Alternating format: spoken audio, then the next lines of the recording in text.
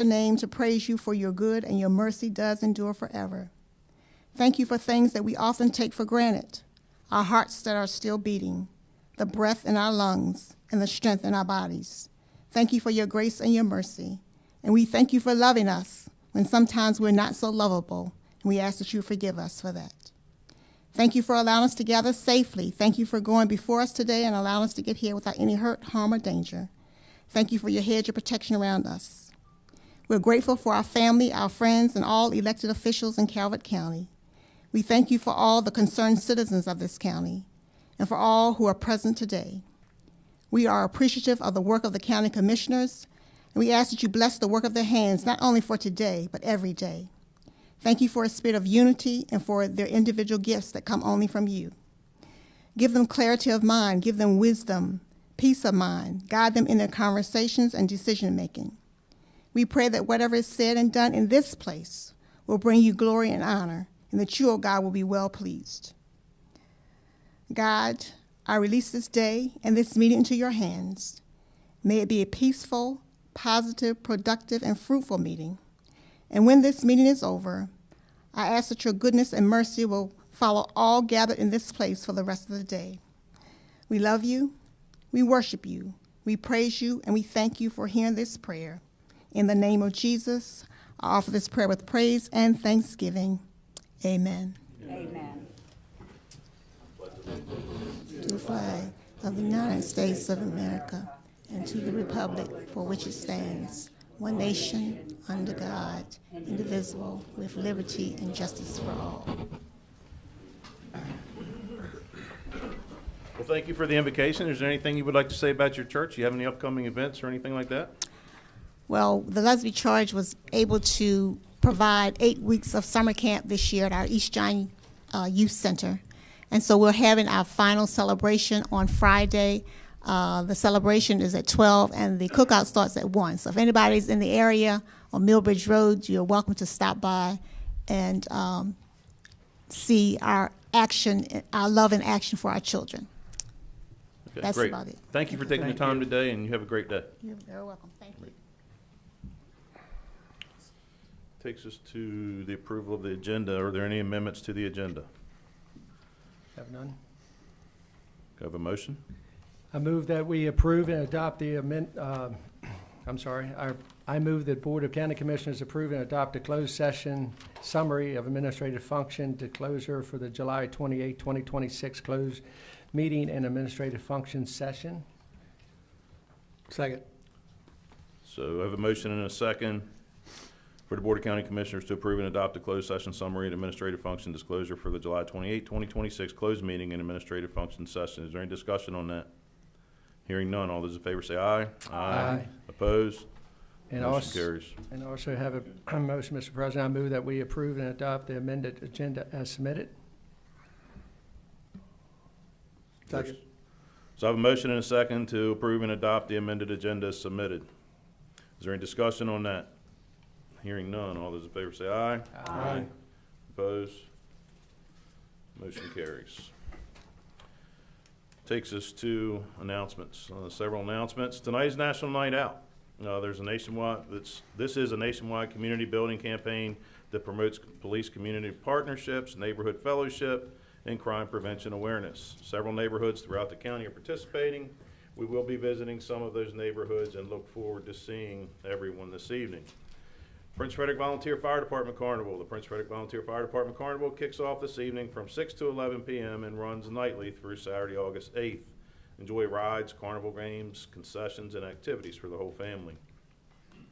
Clear the Shelters 2026 promotion. The Linda L. Kelly Animal Shelter invites residents to adopt a pet during the month-long Clear the Shelters 2026 adoption event, which runs through Saturday, August 29th. During this campaign, the shelter will waive adoption fees for all animals. Animals of all ages are available for adoption, including dogs, cats, rabbits, guinea pigs, hamsters, roosters, pigs, and more. The shelter will operate by appointment only through Saturday, August 8th. Staff will continue accepting emergency cases, stray animal intakes, and conducting adoptions during this time. Those interested in adopting are encouraged to schedule an appointment by calling 410-535-7387. The shelter is expected to resume normal operating hours Tuesday, August 11th, Normal shelter hours are Tuesday through Saturday, 10 a.m. to 4 p.m. Public hearings, August 18th. The BOCC will hold 2 public hearings on Tuesday, August 18th, beginning at 10:30 a.m. in this hearing room, which is the Chesapeake Hearing Room located at 150 Main Street in Prince Frederick. Moratorium hearing, the BOCC will receive public testimony on a proposed 6-month temporary moratorium on site plan approvals for data center development projects. There will also be a bond hearing. The Board of County Commissioners will consider and receive comments on a resolution providing for the issuance and sale of consolidated public improvement bonds. Amazon Data Services, Inc. update. Official statement was relieved late last night between 11:30 and 12 o'clock Monday evening by the AWS attorney. They have formally withdrawn their conceptual site development plan application. Storm preparation. Calvert has experienced strong storms in recent weeks. Residents are encouraged to download the Calvert Prepare mobile app, which provides residents, businesses, and visitor access to emergency alerts and preparedness guidance. The app includes several key features: emergency checklist, push notifications from emergency management, flood and damage reporting tools, interactive map with locations of interest. The app is free for Apple and Android devices through the Apple App Store or Google Play.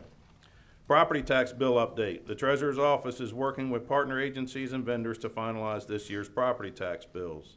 Bills are expected to be mailed in the coming weeks. Residents can make payments online, by mail, and in person at the Treasurer's Office. The Treasurer's Office payment drop box is now located at the Calvert County Administration Building. For questions, call 410-535-1600, extension 2630. This Saturday, North Beach Volunteer Fire Department Centennial Parade and Muster is from 3 to 8 p.m. in the area along the boardwalk of North Beach. Feeling Froggy from 10 to 11 at the North Beach Nature Center. You could attend that. It's a pretty neat little venue. And North Beach Farmers Market, 8 to 11 a.m. At the North Beach Senior Center parking lot. It takes care of our public service announcements, takes us to citations. First citation is for Huntingtown High School softball state champions, Commissioner Cox. I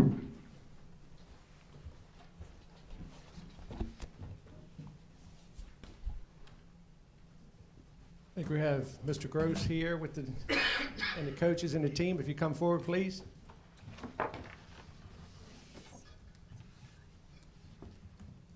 Please introduce yourself and come on forward. I was saying, don't be shy. Go ahead and introduce yourself. I'm Natalie Hunley. Perfect. Come on out. Come on, Matt. Oh, okay. Introduce yourself. I'm Allie Fowler. I'm Jalen West. I'm Leah Fowler. I'm John Griever.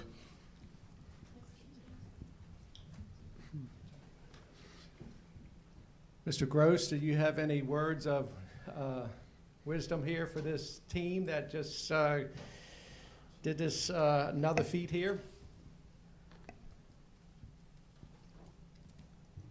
Vashawn Gross, Athletic Director of Huntingtown High School. We just want to thank you for taking the time to recognize our team. I know some of them are not here, some of them are going to college, and some of them have last-minute vacation plans, but it's truly a blessing to be down here and be honored. Like they have on their shirts back-to-back, and we're a favorite to win it again this year, so a lot of pressure on Coach Griever, Coach Johnson, and our staff, but on behalf of Huntingtown High School and Calvert County Public Schools, we thank you. Thank you. Come on forward, Mr. Gross. Come on.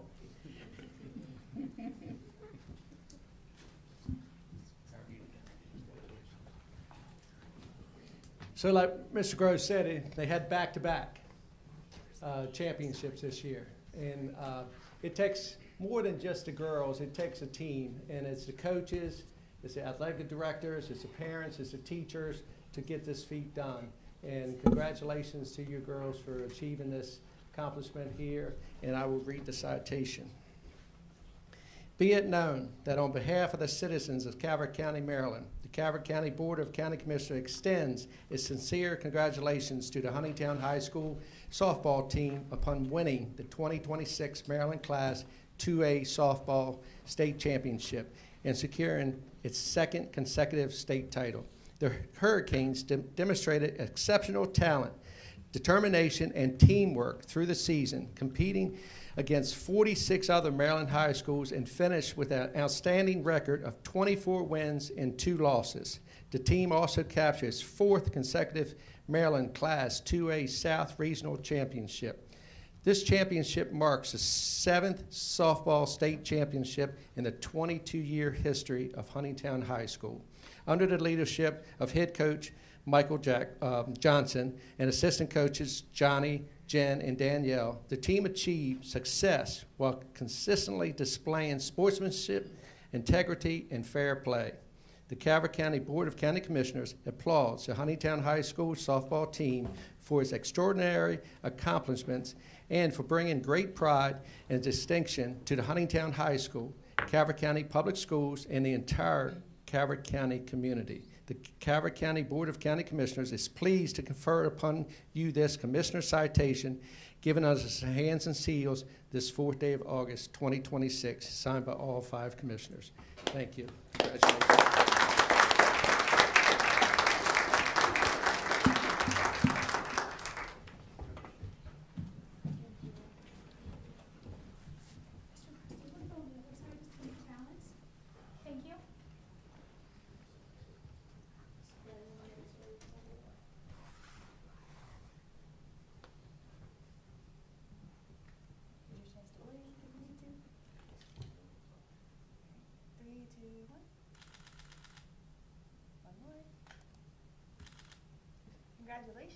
Thank you. Congratulations.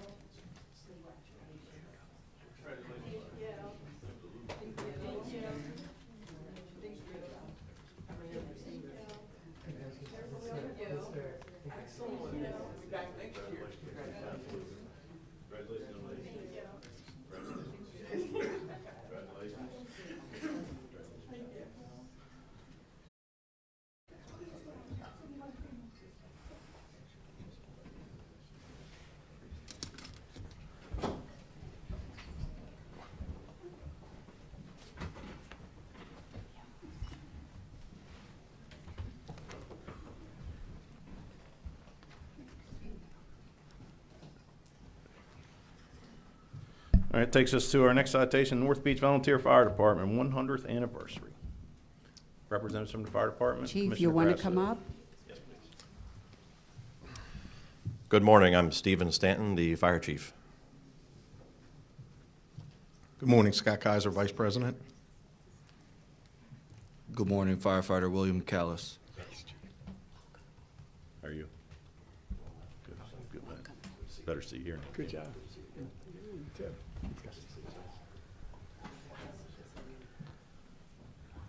100 years. Well, Saturday we celebrated with a wonderful gala at the Rod and Reel. It was a great celebration. And I just want to announce before I get into the citation that Wednesday the Bayside History Museum from 6 to 8 is having an open house. Twin Beach Library on Thursday the 6th. John Tippett has written a book about the history. At 6:30, the parade, like Commissioner Ireland said, it starts at 3. Everything, including the muster, is from 3 to 8. And then from the 18th to the 22nd is going to be the North Beach Volunteer Fire Department Carnival. So they have a lot of celebrations going on and a lot to celebrate. I've spent some time at the North Beach Volunteer Fire Department, and what has always struck me is the sense of community. I feel that you all really embody volunteerism, from the guidance that you give your cadets who go through the program, and the mentoring that is there is so invaluable. It really takes me back to a time when our young people did interact with our older adults and learn so many lessons, and you all embody that, and I thank you. So let's get on with the citation. Be it known that on behalf of the citizens of Calvert County, Maryland, the Board of County Commissioners proudly recognizes and congratulates the North Beach Volunteer Fire Department on its 100th anniversary, celebrating a century of courageous service, leadership, and commitment to the safety and well-being of our community. Founded in February 1926, the North Beach Volunteer Fire Department became the first chartered volunteer fire department in Calvert County on August 4th, 1926, establishing a legacy that helped shape emergency services throughout the county. Its members introduced the county's first aerial truck and first firefighting boat, and played a key role in helping establish the 6 other volunteer fire departments that now serve Calvert County. For 100 years, generations of volunteers have answered the call with professionalism, compassion, and courage, responding to an estimated 100,000 emergencies, while also dedicating thousands of hours each year to public education, community outreach, and emergency preparedness. Their commitment reflects the very best of public service and volunteerism. Amen. That's what I'm talking about. The Board of County Commissioners of Calvert County, Maryland extends its sincere congratulations and deepest appreciation to the North Beach Volunteer Fire Department on its 100th anniversary and offers its best wishes for continued success as it begins its 2nd century of serving and protecting the citizens of Calvert County. The Calvert County Board of County Commissioners is pleased to confer upon you this Commissioner's citation, given under our hands and sealed this 4th day of August 2026, signed by all 5 of your county commissioners. Thank you.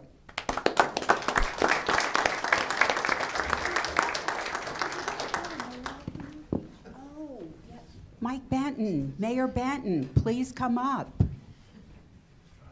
Do you want to say a few words? Sure. Okay. As I always like to say, there's only one number one, and that's Company One right in front of you. Our town, and I know our neighboring town, sister town, Chesapeake Beach, will always be there to support the number 1 fire department in Calvert County. Their cadet program is second to none. I actually think they're being called from all their departments to get help with their cadet program. So, as I said the other night, that I feel safe knowing that whatever happens in our town, the men and women of the fire department is going to be there without even blinking an eye. So God bless you all. Thank you so much for your service, and keep up the great work. Thank you. I also wanted to mention Skills USA. Your young people compete in that and always do very, very well nationwide. They bring home awards that make us proud, so thank you all for that as well. Real quick, who's your oldest living member of the original, founders? Edward, still active is Edward Humphreys. Okay, and how old is he? He has 64 years of service. Just the history, that's a long time. It's a long time. That's great. Let's get a picture. Yep, you guys can get up here, we'll get a picture.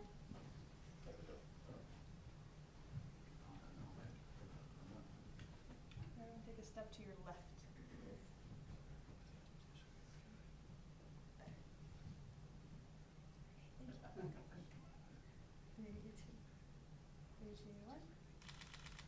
Actually, can everyone squish? I know that's my word.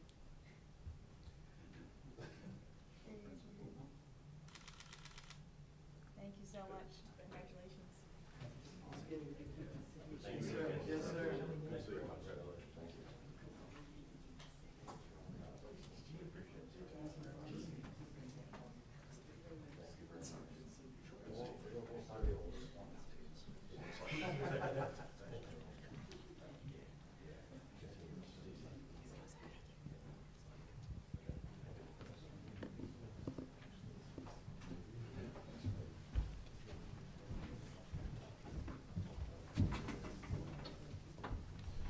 That takes us to our 3rd citation, which is for Landon Verco, Huntingtown High 2026 State Wrestling Champion. Commissioner Hart. Thank you, Mr. President. Hey, You just wanna one come second. Just to let you know, I did receive notification that Comcast and YouTube are live now. So just that's out there. Go ahead, I'm sorry. Well, good morning. And if you want to state your name and I'm Landon Verco. how long have you wrestled and stuff? 12 years. Wow. Anything else you want to? Say way up there? Nope.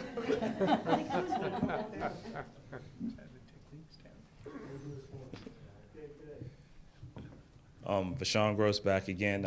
Just want to, this young man is a remarkable young man. I mean, honestly, when he won the state championship, he wrestled with a tumor in his arm all year, so he was hurt. And you see his record was 52-1.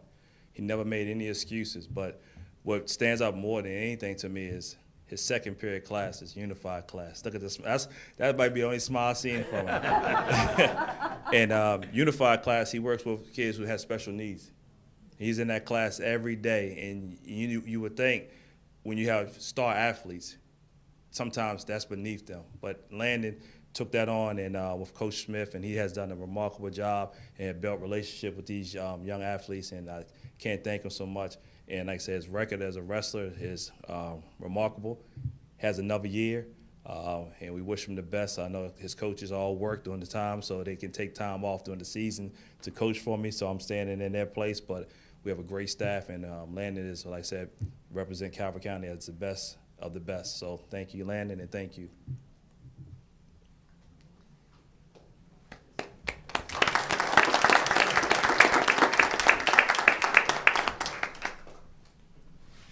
Well, Landon, it's a true honor to get to read this to you today. You know, with what you do, there's a lot of team sports, and we recognize a lot of team sports, and there's a lot of team what goes into what you're doing. But when you're on that mat, it's you and that opponent, and it's what's in there, because they're good and you're good. You know, when you get to that level, everybody starts to get pretty good. You know, there's no hiding. You know, you can't have an off day, and your record's remarkable. I mean, that's tough. I mean, so I don't know as much about wrestlers do a lot of sports, but you go all day, right? Isn't that one of those things? I don't know if people understand. Don't you? It's not like you just go in one match and you're out, right? Yeah, For tournaments, it's just one in there, or so kind of like a little. I know I hate putting you on the spot, but for everybody, they don't know how tough and remarkable this really is. Walk me through like the day. How many people you got to beat to get to that person? you talking like the state tournament? Yeah. So you weigh in the first day, you wrestle a match, and then you have to make weight the next day, wrestle another 2 matches, and then weigh in a third day, and then that's your last match. If you lose any one of them, you're out, right? If you lose 2, you're out. You lose 2. Yeah. That's pressure. You know, it's not like there's another Sunday or whatever. That is remarkable. It is a very, very tough sport, physically, mentally. So it's an honor to get to read this for you today. And it says, "Be it known that on behalf of the citizens of Calvert County, Maryland, we proudly recognize and commend Landon Vercoe for his outstanding achievement in winning the 2026 Public Secondary Schools Athletic Association State Wrestling Championship in the 144-pound weight class. As a junior at Huntingtown High, Landon excelled throughout the 2025-26 season, earning first place in the Nightmare Invitational and placing at the highly competitive War on the Shore tournament. He is also a 3-time regional champion and Southern Maryland Athletic Conference champion. Landon completed the season with an exceptional 52-1 record, including 24 pins, 17 technical falls, compiled an impressive varsity record of 131-19. That is just wow. His success reflects years of hard work, determination, and dedication to his sport. Under the guidance of Coach Jacob Kramer, Landon has earned the respect of teammates, coaches, and competitors alike through his commitment to excellence, integrity, leadership, both on and off the mat. His accomplishments bring great pride to his school, community, and all of Calvert County. The Calvert County Board of County Commissioners is pleased to confer for you this Commissioner's citation, given under our hands and seal this 4th day of August 2026, signed by all 5.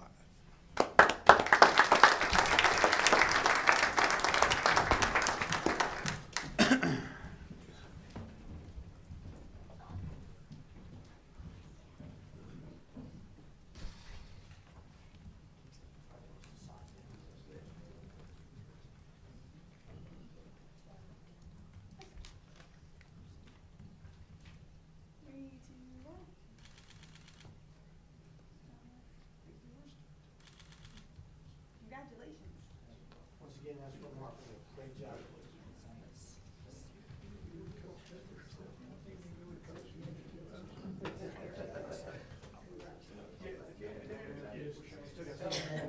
seen you this year. I'll be up to see you. All right.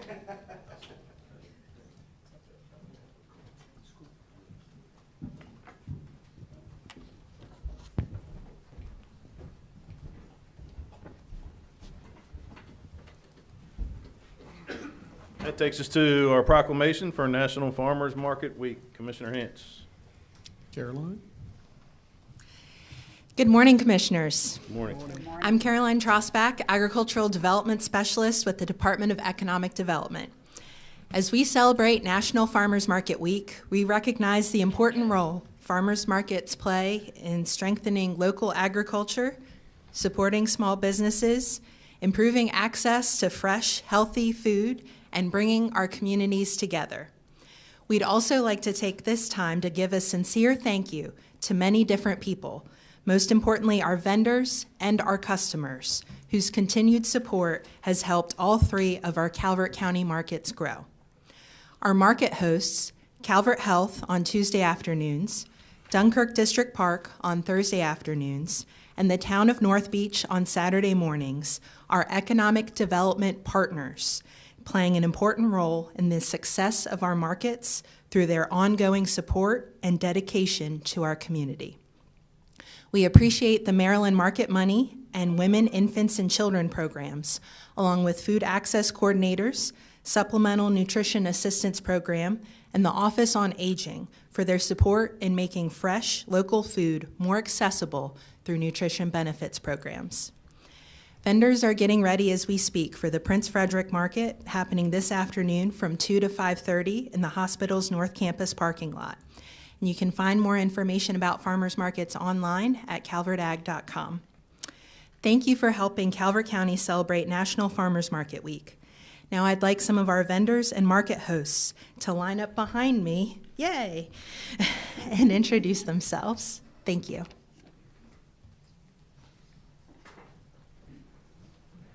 Hi, I'm Stephanie Dunn. My family and I run Cardinal Creek Plant Farm. We are also vendors and run a CSA program at the Calvert Health Farmers Market and the North Beach Farmers Market. I'm also the market manager for the Calvert Health Farmers Market and president of the Calvert County Farmers Market Association. I'm Natasha Whipple, the CEO and founder of Whips Pastries. We just opened this past May and have been loving the farmers markets this summer. I'm a vendor at the Prince Frederick Farmers Market this afternoon, as well as the Dunkirk Farmers Market. Mackenzie Orange, Calvert Health Medical Center. As Caroline mentioned, we host the Prince Frederick Market this afternoon. Good morning. I'm Ron Clauder, still keeping bees at the Pleasant Peninsula Apiary right off Stokely Road here in Prince Frederick, and I'm also participating in this afternoon's market behind the Calvert Medical Health Center. Thank you for recognizing Farmers Week. I appreciate it. Good morning. I'm Stephanie Sperling. I'm the park planner with Calvert Parks and Recreation, and we host the farmers market on Thursdays at Dunkirk District Park. Good morning. I'm Lee Curtis. I am the mother of Crystal Seafood in Crystal, and I'm her #1 supporter. And we also do the farmers market on Tuesday at the hospital. I am Crystal Jordan, and I am Crystal Seafood out of Solomons. And I'm Jim Curtis, the stepfather of this wonderful person, and I run the trailer for her at the market on Tuesdays. I'm Jordan Forrest. I'm the owner of Crack Shack Barbecue. We will be at the first, it'll be our first time at the market next Tuesday at the hospital. Kevin Schmidt, Communications Director with the Town of North Beach. Please join us every Saturday until Halloween, 8 to 11:30 at the market. I'm Emma Donaldson with the Town of North Beach Waterfront and Parks Director. Good morning, Commissioners. Linda Vassallo, Town Administrator of North Beach. I want to thank the county for all the support they've given us in the promotion of the event. It's just a wonderful, wonderful event every Saturday morning. Mayor Mike Benton. I have the privilege of being smart enough to hire the best people to run the best market in Calvert County, which is every Saturday morning. But thank you so much for, and sincerely that, you know, our farmers markets are bigger than what we think they are. It's huge for our local vendors, our farmers, and everybody that's involved. Please participate. Please show up to all three of them. They all have something unique to offer, so thank you so much. Good morning, Sarah Frey from Economic Development. Thank you, everyone, for your support of farmers markets all season long. Good morning, everyone. Sheba Smith, Deputy Director of Economic Development. And as our agricultural specialist, Caroline, stated, National Farmers Market Week is a reminder that our farmers markets are successful because of the many people who come together as one team to create the markets that are welcoming, resilient, and beneficial to the entire community. Our farmers markets do more than just provide fresh and local products. They connect us directly to the people who grow our food, especially at a time where food access, food quality, and healthy living are more important than ever. Knowing where your food comes from and having reliable access can be valuable to everyone. As our markets continue to grow, we welcome new partnerships and new ideas, and as a community partner, we encourage anyone to reach out to the Department of Economic Development to learn how to get involved. So thank you all for joining us today. Thank you. Charlie Wells, what are you doing sitting there? Come on, man. Your mother raised you better than this. Always take a plug. Charlie Wells, Battle Creek Beef. Who else you got? Don't be shy. Good morning. My name is George Bennett, owner and operator of Kona Ice of Calvert County. Good morning, Roberto Torres, and I help my son-in-law on his truck. Anybody else shy out there? I don't recognize anybody. So good morning. I want to thank all of you for coming out today. And those of you that pay attention, I think this is the third or fourth time so far this summer we've celebrated supporting local agriculture and seafood watermen, because it's so important. You know, we all like to see the open space in Calvert County, but that open space, those are farms, and those farms have to be profitable. Our watermen have to be profitable, and the best way to do that is you buy direct from them. There's no middleman. They get all the money. They don't have to sell wholesale. So it's so, so important that you spend your money locally at all these farmers markets. And it's not just the farmers markets. They all operate independently. You can go to their websites. You can buy from them whatever they have in season all year long. You don't have to go to a farmer's market. So you go to the county website.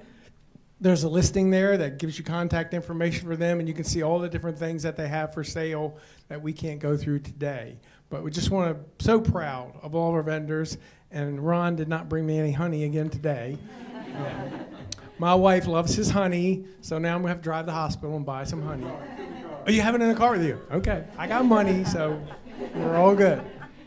But once again, I just want to thank all of you. Those of you that support the markets, Calvert Health, North Beach, providing that opportunity for our farmers and our watermen, our crafters to sell their wares. You know, it's very important that they have that support. And especially for those of you that are producing and selling. We greatly appreciate what you do for the environment here and for our communities. So I'm going to read this proclamation. Whereas the week of August 2nd through the 8th, 2026 has been designated National Farmers Market Week by the U.S. Secretary of Agriculture. And whereas farmers, ranchers, and watermen provide Americans with access to healthy foods produced locally and regionally through farmers markets, which are expanding and evolving to accommodate the demand for a diverse array of agricultural products. And whereas farmers markets and other agricultural direct marketing outlets provide essential infrastructure for the distribution and marketing of farm and value-added products, serving as significant outlets for small to medium-sized, beginning and experienced agricultural producers while generating revenue that supports family farms, rural communities, and the U.S. economy. And whereas Calvert County citizens recognize the importance of expanding agricultural marketing opportunities to help generate income for farmers, ranchers, and watermen while stimulating business development and job creation. Now therefore be it proclaimed by the Board of County Commissioners of Calvert County that the week of August 2nd through the 8th, 2026 be known as National Farmers Market Week in Calvert County, celebrating its 27th year. Be it further proclaimed that the Board of County Commissioners of Calvert County encourages all citizens to recognize agriculture's significant role and contribution to the local economy, environment, and quality of life. Given our hands a seal this 4th day of August, 2026, signed by all 5. Thank you all very much.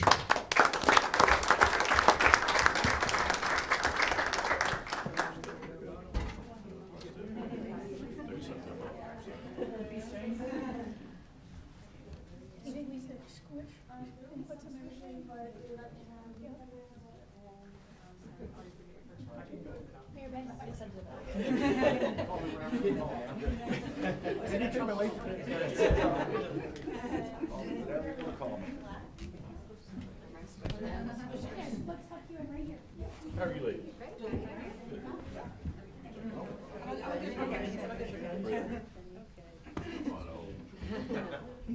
We can stand over.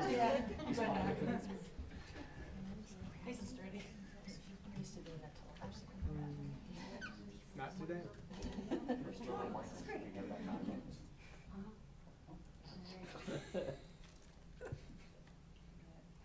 One, two, three. One more for luck. Your chance to blink. Thanks so much. Thank you. Good seeing you again.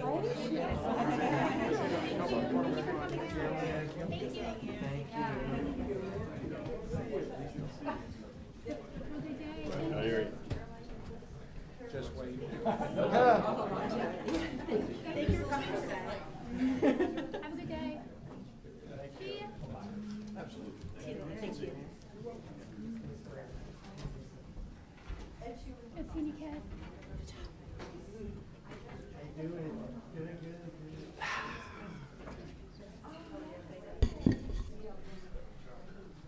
Charles, how's that? Good seeing you, man. Tell him I said hello. Mom, too.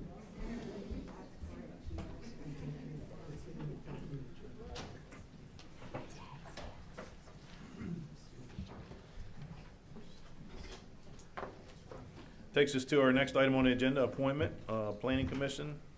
Emily Shreves, Constituent Services Specialist. Good morning. Good morning, Commissioners. Good morning. Good morning. Emily Shreves, Constituent Services Specialist, here with 2 reappointments this morning, both for the Planning Commission. Staff recommends that you reappoint Victor Freeland and Gregory Kernan to the Planning Commission, and following these appointments, no vacancies will remain on the Planning Commission. How long is the term? 3 years, ma'am. 3 years. Yep. Thank you. Mr. President, I make a motion that I move that the Board of County Commissioners appoint Victor W. Freeland to the Calvert County Planning Commission to serve as chair. Second. So I have a motion and a second that the Board of County Commissioners appoint Victor William Freeland to the Calvert County Planning Commission to serve as chair. Is there any discussion on this? Hearing none, all those in favor say aye. Aye. Opposed? Motion carries. Mr. President, I move that the Board of County Commissioners appoint Gregory Kernan to the Calvert County Planning Commission to serve as a member. Second. So I have a motion and a second that the Board of County Commissioners appoint Gregory Kernan to the Calvert County Planning Commission to serve as a member. Is there any discussion on this? Hearing none, all those in favor say aye. Aye. Opposed? Motion carries. Thank you, Commissioners. Thank you. Thank you. Thank you. That takes us to our consent agenda. There's several items on the consent agenda. I'm going to go through them one at a time. The first one, Department of Economic Development, State Revitalization Programs, Community Legacy Grant Application. Item number 2, Office of the County Administrator, recommendation to execute the Glasscock Family Parking Field License Agreement. Item number 3, Department of Public Works, Intergovernmental Agreement for Clarification Refrigerant Recovery Services. Item number 4, Department of Public Works, letter of support for the Calvert County Watermen's Association docking contest. Item number 5, Department of Community Resources, Child Advocacy Center memorandum of agreement with the Department of Social Services. And item number 6, Department of Economic Development, Opportunity Zone changes. Do I have a motion? Mr. President, I move that the Board of County Commissioners approve and adopt the consent agenda items. Second.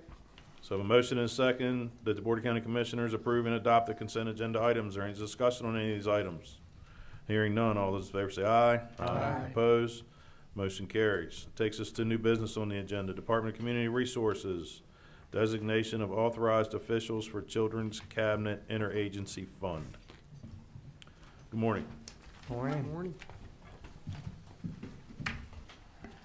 Good morning, Commissioners. I'm Jacqueline Calvert, Deputy Director of Community Resources, and I'm joined today by... Hi, I'm Kim Dade, the coordinator for Calvert County Family Network. Okay. All right, and Kim will go ahead and read the memo. Okay. The Calvert County Family Network serves as Calvert County's designated local management board and administers the Children's Cabinet Interagency Fund Awards from the Governor's Office for Children.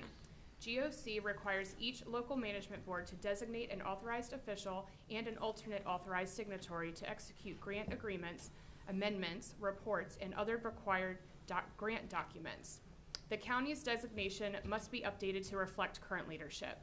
Staff recommends designating the sitting president of the Board of County Commissioners as the authorized official and the county administrator as the alternate authorized signatory for Calvert County's Children's Cabinet Interagency Fund Awards.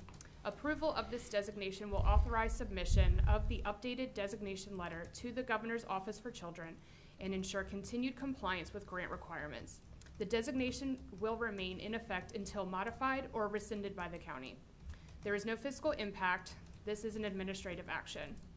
Staff requests that the Board of County Commissioners designate the sitting board president as the authorized official and the county administrator as the alternate authorized signatory for the Children's Cabinet Interagency Fund and authorize the board president to execute the corresponding designation letter for submission to the Governor's Office for Children. Okay. Any questions for her? No. Do we have a motion? Have none, Mr. President. Right. Mr. President, I move that the Board of County Commissioners authorize submission of the letter to the Governor's Office for the Children, designating the board president as the authorized official and the county administrator as the alternate authorized signatory for Children's Cabinet Interagency Fund CCIF awards for FY 2026 and FY 2027. Second. So I have a motion and a second to the motion that Commissioner Cox just read. Is there any discussion on that motion? Hearing none, all those in favor say aye. Aye. Opposed? Motion carries. Thank you very Thank much. you. Thank you so much. Thank you. Short and sweet. Yep. Takes us to our next item under new business, Department of Finance and Budget, approval request for fiscal year 2026 year-end budget amendment for Calvert County Public Schools. Good morning. Commissioners, Morning. Commissioners, I need to correct the record. Okay. Ms. Shreves advised it's a 5-year term for Planning Commission members with a 3-term limit. Okay. So it's 5 years. Thank you. Good morning. Melena Brookshire, Chief Financial Officer for Calvert County. Good morning. Christine Jewett, Chief Financial Officer of Calvert County Public Schools. So I'll read the memo, and then I think you have some remarks as well. Okay, I'll read the memo. The Calvert County Board of Education is requesting approval from the Board of County Commissioners for the fiscal year 2026 year-end budget amendment for Calvert County Public Schools. The amendment reflects adjustments in revenue and expenditure accounts to ensure alignment with actual year-end financial activity. Because the amendment includes transfers between major budget categories, approval by the board is required before the changes may be implemented. The requested changes are necessary to reconcile budgeted amounts with actual expenditures and revenues. The proposed amendment reallocates existing appropriations to address higher than anticipated transportation, utilities, and facilities costs while maintaining the overall approved operating budget. The supporting documentation includes a summary of proposed changes by fund, rationale for adjustments across budget categories, and detailed line item changes. The Board of Education approved these amendments on June 11th, 2026. Approval of this amendment will not increase the overall fiscal year 2026 operating budget for Calvert County Public Schools. The amendment allocates existing appropriations among budget categories. No additional county funding is requested. The Department of Finance and Budget requests that the Board of County Commissioners review and, if appropriate, approve the fiscal year 2026 year-end budget amendment for Calvert County Public Schools. The Board of Education approved an intercategorical budget transfer, reallocating $1 million from the student services category and $100,000 from the instructional salaries and wages category to the student transportation and operation of plant category to cover higher than anticipated energy and facilities related expenses incurred during the fiscal year. Do you have any questions? Questions? Mr. Hart? No? I have none. A motion? Mr. President, I move that the Board of County Commissioners approve the request Calvert County Public Schools FY 2026 budget amendment, reallocating $1 million from student services and $100,000 from instructional salaries and wages to student transportation and operation of plant to cover the increases energy and facilities cost. Second. So I have a motion and a second to the motion that Commissioner Cox just read. Is there any discussion on this motion? Hearing none, all those in favor say aye. Aye. Opposed? Motion carries. Thank you, ladies. Thank you for coming in. Thank you. Takes us to our next item on the agenda, under new business, Department of Economic Development, Main Street, Maryland Connected Communities application for Prince Frederick.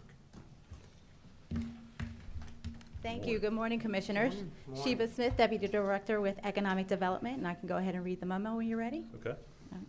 Main Street, Maryland Connected Communities application for Prince Frederick. Background. The Maryland Department of Housing and Community Development, DHCD, administers the Main Street, Maryland program to support downtown revitalization through the Main Street approach.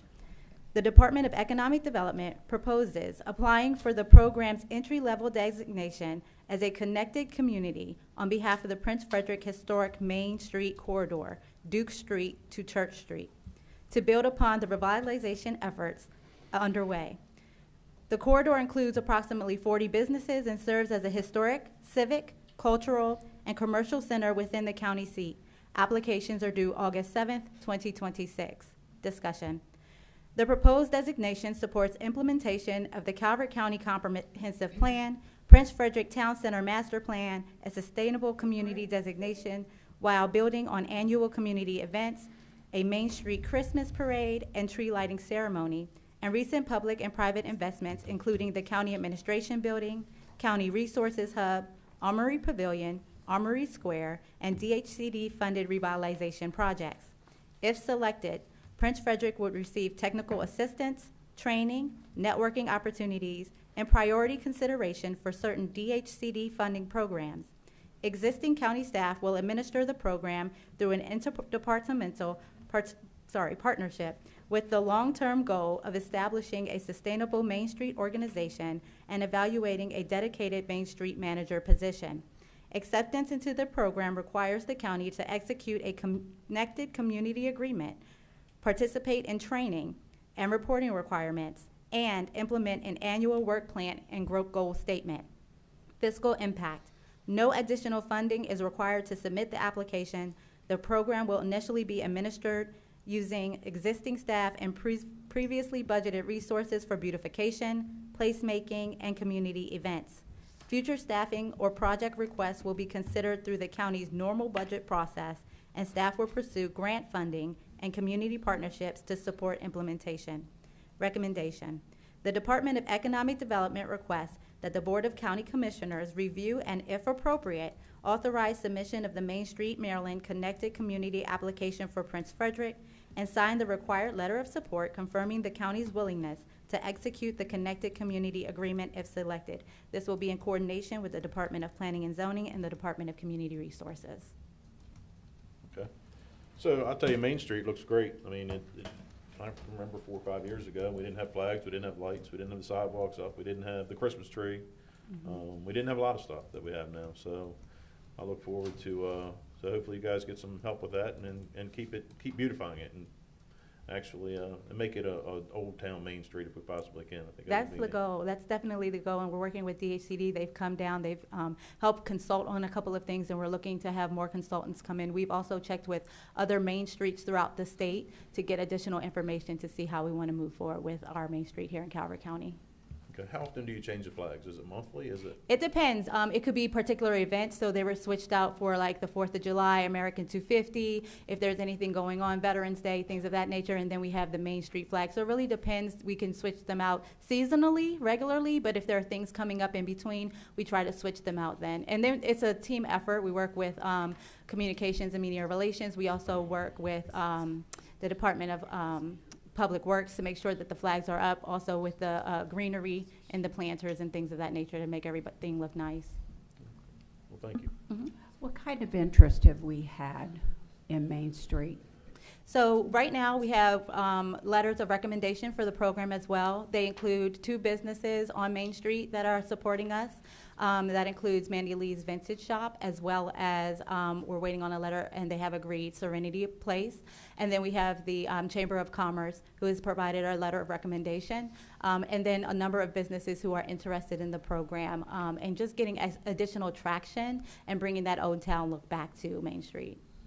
That would be great. I know Leonardtown, it took them a long, long time. It did. It was I think in between like 25 to 30 years to get it up and running. This is a slow moving program, and this is really the first step for us to get things in place to work with the state to get that assistance. But if we get people in there, it'll do nothing but grow. Absolutely. Well, grow in a good way, right? We want that balance in a good for sure. way, Yeah. where people feel they can come down here and go have a cup of coffee, get a Absolutely. sandwich, you know, to serve the community. Right, and that's what we're looking to do, is really help revitalize Main Street. I think that's the key, is that, you know, there are some vacant spots that we're looking to fill, and if we could get those things like bakeries or different things like that and really revitalize the area, it would be good for the community, and they'll have somewhere to go. Definitely. Thank you. Absolutely. All right, thanks. The motion? Mr. President, I move the Board of County Commissioners authorize submission of the county's application and designation of the Main Street corridor in Prince Frederick as a Main Street, Maryland connected community, and execute the letter of support to the Maryland Department of Housing and Community Development Office of State Revitalization, There you go. expressing its consent to enter into connected community agreement if selected. Second. So I have a motion and a second to Commissioner Cox's motion. Is there any discussion on that motion? Hearing none. All those in favor say aye. Aye. Opposed? Motion carries. Thank you. Thank you. Thank you. Takes us to our final item under new business, Department of Planning and Zoning, request from Friends of Hunting Creek regarding Upper Mill Creek. Mr. Brinkley. By yourself? For the moment. Okay. Good morning, Commissioners. Jason Brinkley, Director of Planning and Zoning. For the past few months, staff from Department of Public Works and Planning and Zoning have been discussing with the Friends of Hunting Creek and ACLT an opportunity for a restoration project for portions of Upper Mill Creek. We do have representatives from both groups here today to present their plan and seek county approval to move forward. So with that, I'm going to take a step back and turn it over to representatives from Friends of Hunting Creek and ACLT to walk through their presentation. Okay, thank you.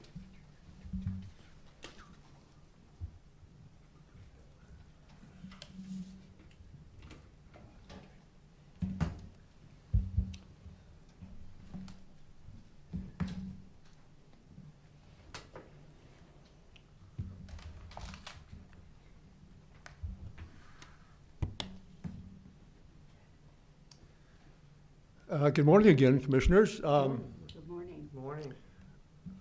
I'm Ron Clauder, as I've mentioned before, and here for a presentation from the Friends of Hunting Creek. I am expecting Autumn Phillips Lewis from American Chestnut Land Trust, but to waste no time, I'll get moving and just basically give you a little background as to who the Friends of Hunting Creek are. I was first approached by Greg Bowen back in early 2020 if I could help out in organizing a new Friends group in Calvert County. And I frankly, enthusiastically leaped at the chance. I had retired from DNR a few years ago before that, and I was looking for an opportunity to learn more about the watershed that I had lived in for over 40 years and find out how I could advocate for its protection. So this is one of, Friends of Hunting Creek is one of 6 Friends groups in Calvert County. coordinated by ACLT and the Southern Maryland Conservation Alliance. It's an all-volunteer-based group, and our mission is pretty straightforward. It's stated here. We just want to protect the ecological health and resiliency of our watershed. We've got 50 miles of streams, and we've got a landscape that we think is important, and we want everybody to participate in understanding it and taking some actions to protect where need be.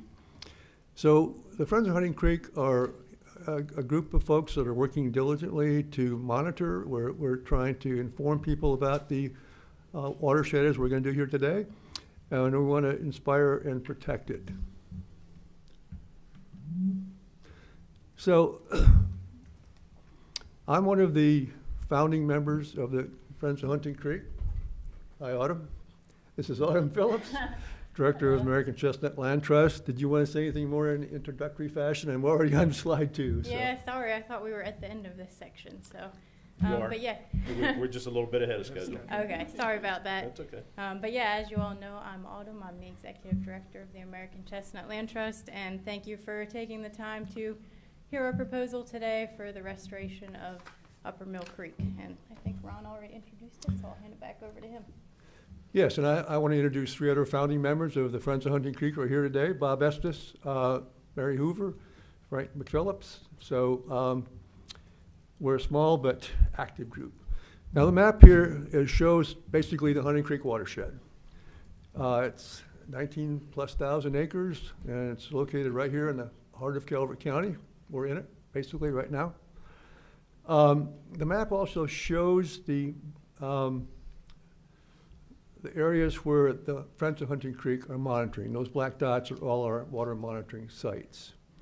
Now, one of the first things I learned when I got involved with the group is that the watershed is still over half covered with forests and wetlands, and that's really good news, because kind of the best land use you can have for tributary streams and Hunting Creek itself and Patuxent River is forests and wetlands.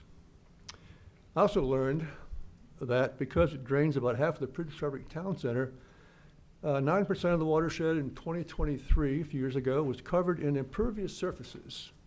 And I know you've all heard about those. Those are basically roads, parking lots, sidewalks, rooftops that shed rather than absorb rainfall, and that's important. So this impervious percentage of a little over 9% is kind of troubling, because it comes very close to a threshold where stream health starts to decline, and that's about 10%. So we're right on the cusp, if you will. But we're out there monitoring. We have 22 sites in our watershed. And after about 6 years of monitoring water quality and biological organisms, I'm pleased to report that most of our tidal tributaries, non-tidal tributaries, I'm sorry, are really in pretty good shape in the watershed. Except we have some low water clarity issues in some streams after large rain events. Frank and I were out yesterday in Fox Run, the tributary that runs behind the Fox Run Shopping Center. It's a major tributary to Hunting Creek. It was running high and fast, and it looked like chocolate milk. All right, now I said most of the streams, or many of the streams in the watershed, are in pretty good shape, and frankly, a lot of them look like this one. This is Barbary Branch. It's a tributary to Sewell Branch, one of the main portions of the watershed. It flows through the Twin Ponds community off Pondswood Road, up in the northern part of our watershed. And I frankly call Barbary Branch a happy little stream for the reasons that are shown on this slide. It can easily top its banks and spread out into the adjacent floodplains during flood flows, because the channel is not particularly eroded. The water level, as you can see, is right close to the top of the bank. And that's pretty, base flow conditions. Our monitoring data say that Barbary Branch has good habitat for aquatic insects and fish. We've also done some environmental DNA sampling, and that tells us that 8 or 9 fish species live in Barbary Branch. And that's a respectable number for a relatively small Calvert County stream. So, as I said, many streams in the Hunting Creek watershed look a lot like Barbary Branch, and we feel really good about that. But unfortunately, there's always an unfortunately, not all streams are as happy as Barbary Branch. And here's a stream in the Hunting Creek watershed that I don't think looks much like Barbary Branch. It's not what I would call a happy little stream, and it's the main reason we're here, frankly, this morning. This is Mill Creek in the southwest portion of the watershed, and it drains most of the Prince Frederick Town Center west of Routes 2-4. Now this is what Upper Mill Creek looks like just downstream from where it flows under Prince Frederick Boulevard south, west of Calvert Village Shopping Center and the Walmart. Upper Mill Creek, we think, needs help for the reasons that are shown on this slide. The stream channel is deeply eroded, and I'll show you how deep in the next slide. So this means that high stream flows can't get out of the channel. They can't spread out into the adjacent floodplain. They can't slow down, drop the sediment loads, and even maintain a nice streamside wetland. Instead, the channel is so deeply eroded that flood flows sort of function like a fire hose. They blast the sediment and habitat structures like leaf packs and woody debris downstream. So what's left behind is very poor habitat for aquatic insects and fish. Collectively, what you see here on the screen are degraded symptoms that have been given a name by aquatic scientists. They call it urban stream syndrome. And it's not a good condition to have. All right, so here's the data I was promising you about channel depth erosion and water depth. So this graph shows channel depths and water depths that were measured by the Friends of Hunting Creek back in March at 13 sites along the 1,750 feet long section of the stream that flows through county land. So channel erosion depths are the red bars, and they range from about 5.5 feet deep at site G, middle of that section, to almost 7.5 feet at site L near the downstream end. Now another negative feature of eroded stream channels is that they tend to have very shallow base flow water depths, a major factor that contributes to the poor habitat quality for aquatic critters. As the small blue bars on this graph show, stream depths range from only 3 to 6 inches at the 13 sites where we took measurements, and that's really barely ankle deep and doesn't provide many places for aquatic insects and fish to live. Deeply eroded channels also lack stable pools where fish like to hang out. So combining what this graph shows with what you saw in the photos in the previous slide, it leads me to conclude that base flow conditions for non-tidal streams are most of the time. Upper Mill Creek is really basically right now just a trickle in a trench and not what the stream once was. But we think there is hope. So here are some reasons why the Friends of Hunting Creek and the American Chestnut Land Trust think we should try to fix Upper Mill Creek. We, and I mean the collective we, not anybody sitting in this room, we broke it. Humans broke it. So we, I think, have a responsibility to fix it. So you might be saying, well, what broke it? And in a word, it's development. Calvert Village Shopping Center, a place we all need and use, was built in 1971. It's over 50 years ago, amazingly. It was expanded in 1979, 1986, and then followed by Walmart's arrival in 1991. And together, these two commercial developments added about 25 acres of impervious surfaces, those surfaces that shed stormwater, and they did that to Upper Mill Creek drainage area because they're sitting on each side of it. So this recent photo in Upper Mill Creek on the slide here shows the stream near its source flowing west-southwest behind the Safeway in the Calvert Village Shopping Center. So it's right at the upper headwaters, these two commercial developments. And keep in mind, comprehensive stormwater management regulations in Maryland really didn't take effect until maybe the mid-1980s. So a lot of this happened, of course, before we really had a good idea of how to manage stormwater. We know how to do that now. But because the channel is so deeply eroded, Upper Mill Creek really can't fix itself. Another reason that we think we should fix Upper Mill Creek is because it's a headwater stream.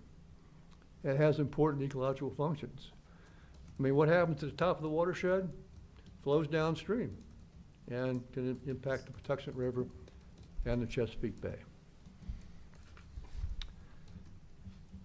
So you've seen the problems that we have documented in photographs in Upper Mill Creek, and you heard our thoughts about why we should try to fix it.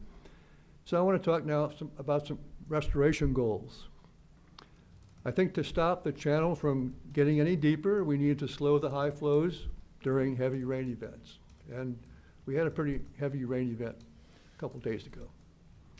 We need to eliminate this fire hose effect I mentioned to reduce the channel erosion, yes, and also the downstream transport of sediments, nutrients, and contaminants. We think that goal can be achieved by reconnecting the stream to its adjacent floodplain, and I'll show you how we think we can do that. So flows that can spread out and then slow down, much like what I think happens in Barbary Branch, the other stream I showed you. Accomplishing these goals should also improve in-stream habitat quality and enhance biological diversity, which I think is really something very important, so that Upper Mill Creek can function more normally again. An added bonus, I think, would be the reestablishment of a 3 to 4 acre wetland along the north side of Upper Mill Creek that was probably there before the stream channel eroded. So are these ambitious goals? Yeah, they are. But are they achievable? I say yes, they also are achievable. So, what's our vision and how to achieve it? I think to fix Upper Mill Creek, we favor, and I say Friends of Hunting Creek, ACLT, favor a low-tech, all-wood approach that not only makes sense for the coastal plain Maryland stream, but it won't brutalize the area during construction. So we favor a restoration approach that will install engineered wood structures across the stream channel, as shown in the lower right photo. It will slow the flows, increase the water depth, reconnect the stream channel to its floodplain, and then achieve the other goals I just talked about. We favor a restoration approach that has a proven track record, an approach that was used in another degraded coastal plain Maryland headwater stream back in 2019, Bacon Ridge Branch, that's near Crownsville in Anne Arundel County. And the two photos on the left of this slide show what the deeply eroded stream channel in Bacon Ridge Branch looked like before the strategic placement of several engineered wood structures. These are clusters of logs, root wads, tree limbs anchored to the stream bottom and banks were put in place. And then the photo on the upper right shows the afterlook at Bacon Ridge Branch that is now connected to its floodplain. But we would kind of like Upper Mill Creek to eventually look like. Bob Estes, as I said, who is here today, and I toured the Upper Bacon Ridge Branch restoration site in early 2023 with Joe Berg, a senior restoration ecologist with Biohabitats in Baltimore, and the group that designed this restoration project. And Bob and I really liked what we saw, and we thought it had relevance to Upper Mill Creek. Joe is a restoration expert and is here today and can answer any questions you might have about restoration projects details. So that, in maybe a large nutshell, is our vision for restoring Upper Mill Creek, and I'll turn it back to Autumn. Thanks, Ron. Slide. Thank you. So what are our suggested next steps to achieve this vision? First, we extend an invitation to all of you. If you'd like to go out and visit the proposed restoration site with us, we'd love to show it to you, just so you can understand better what we're talking about.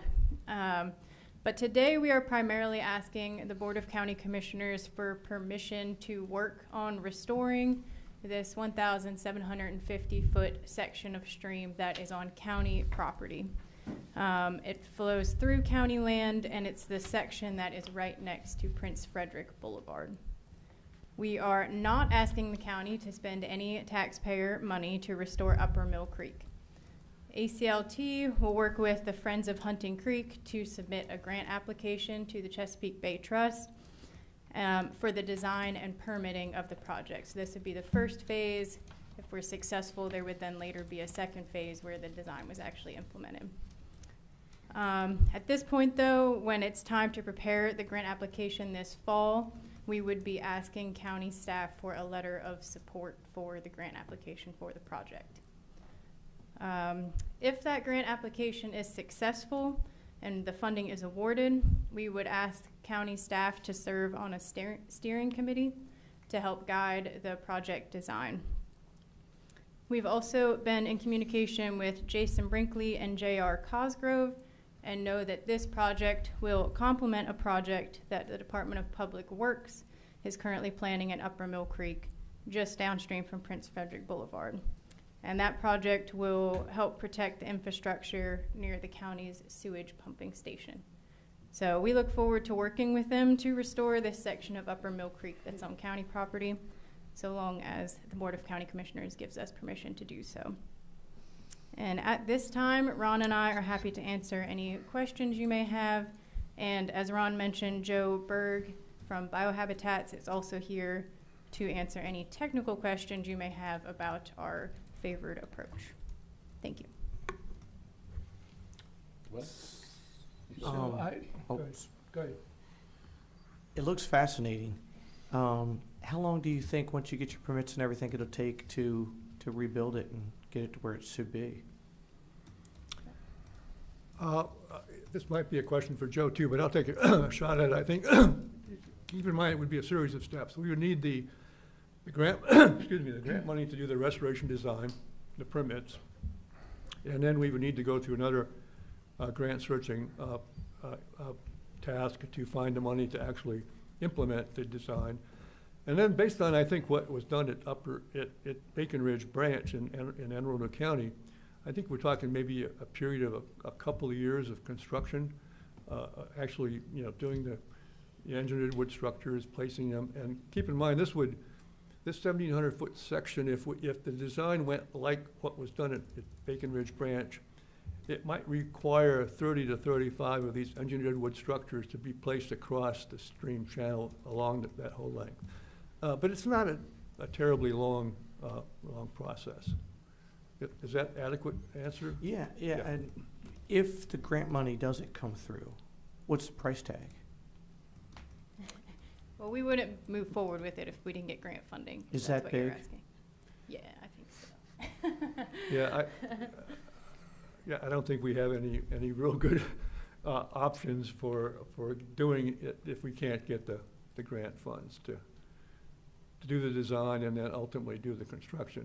Now, we have talked to Maryland DNR, and actually Joe came to visit the site a couple, 3 years ago, and then also some DNR people that are involved in restoration came to visit the site a couple of years ago. And I think it's a good candidate, so I don't think there's any question that maybe there would be agencies out there that would like to fund it. It's a question of whether the money is available and whether we, make it to the top of the priority list or something. I don't think any DNR money has gone into funding restoration projects in Calvert County, so it could be they feel, I don't know what I call it, guilt about that, but it could be they feel maybe it's time to, to put a little money down here to make something better, but we'll see. Thank you. So I think this is great, but my question is there any homeowners that's going to be affected with these developments here? And my other concern is, State Highway is putting a lot of water on us too. It's just not from these developments, it's from State Highway. They got a lot of pipes that goes to that map you first showed us that is eroding our streams. So I'm just wondering if there's any work in conjunction with, their easements, homeowners, and so forth in this project. That's a good question. I mean, we do know that one of the, if you want to call it, advantages of thinking about restoring this section of Upper Mill Creek that's on county land is that would be the only landowner that would be directly affected by what was done there. But there are 20, I think, landowners adjacent to Upper Mill Creek as it flows down for 2 or 3 or maybe 4 miles and then intersects with the main stem of Hunting Creek. That would, that would probably need to be notified at the very least, and hopefully they would, not have any particular concerns. I happen to live in Hunter's Ridge, through which Mill Creek flows, and I know a couple of my neighbors have said they've seen some changes in the stream since they've lived there, through their properties in the last 20 years that they aren't really particularly happy about. So maybe if we talk to them about trying to fix the stream upstream, they would be, very happy to have that done. I don't know if that. Oh, no, absolutely. It's going to take a partnership with many people. So that's just my concern. And I guess the homeowners are downstream, and there would be benefits downstream, but I think any maybe impacts in terms of negative impacts on landowners would be right around the site. And even, I hate to say negative, because ultimately they're going to be good, but if you're thinking about, any widening of the stream bank or things that landowners might be concerned about, it would be really just happening on county property and not downstream. Right. Well, it's just like that picture you have up now. 30 years ago, you were walking 8 feet above that stream. Right. And, and it's coming from all sources is my other point I want to make, because, the state highway is putting a lot of pressure on these streams. Yeah. So I did walk the stream, I don't know when that was now, about less than a year ago. We all walked the stream one day, and, your assessment is correct, like Commissioner Cox says. A lot of this was started when Prince Frederick first started to expand outside of where we are now, when they built the Safeway Shopping Center, when they built the bypass road. And back in those days, you treated stormwater, you just ran it to the nearest stream. And that's what happened to this stream, is all the water from all these new developments and the road project all got funneled into that little stream. And, when you look at the process that they're going to use to repair it, it's very environmentally friendly. It's not going to be a lot of significant disturbance. Most of the homeowners, I think, are down in like the Knowles subdivision. I think it kind of runs back behind the Knowles subdivision as it goes back down through there. But when you actually walk there and look at the stream bed, you get a real feel for what's been going on for the last 40 years. So we do greatly appreciate you all as volunteers out monitoring the streams and all the environmental issues concerned with Hunting Creek, and not just monitoring and complaining, but actually working out a plan to help address and fix those. Because a lot of times people come in and say, you need to fix this, it's broke. But at least I give you all lots of credit for at least coming forward with a plan to address it, and in best case scenario not cost the county taxpayers any money. That's always a bonus. But you're absolutely right. We broke it. We need to fix it. It's been going on for 50 years. So I would fully support whatever we need to do to help you to get the grant funding and get the project moving forward. Thank you. Appreciate that. Commissioner Ireland, before I speak, can Mr. Estes come up to the table? He had something to add Absolutely. I saw to the conversation. You want to come up to the table? Just real quick, when you reattach the stream to a floodplain, the water soaks into that floodplain, so you have less water flowing down the main stream, even if it goes by somebody's property.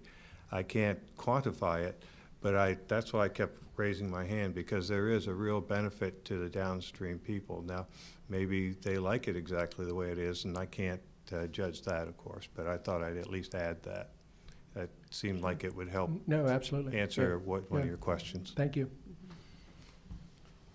Okay, I want to thank you all for your presentation. It's a very good presentation, and I know this is your passion, and I know this is what you do, but thank God we have people like you to fix what we have broken, and I support this 100%. Thank you.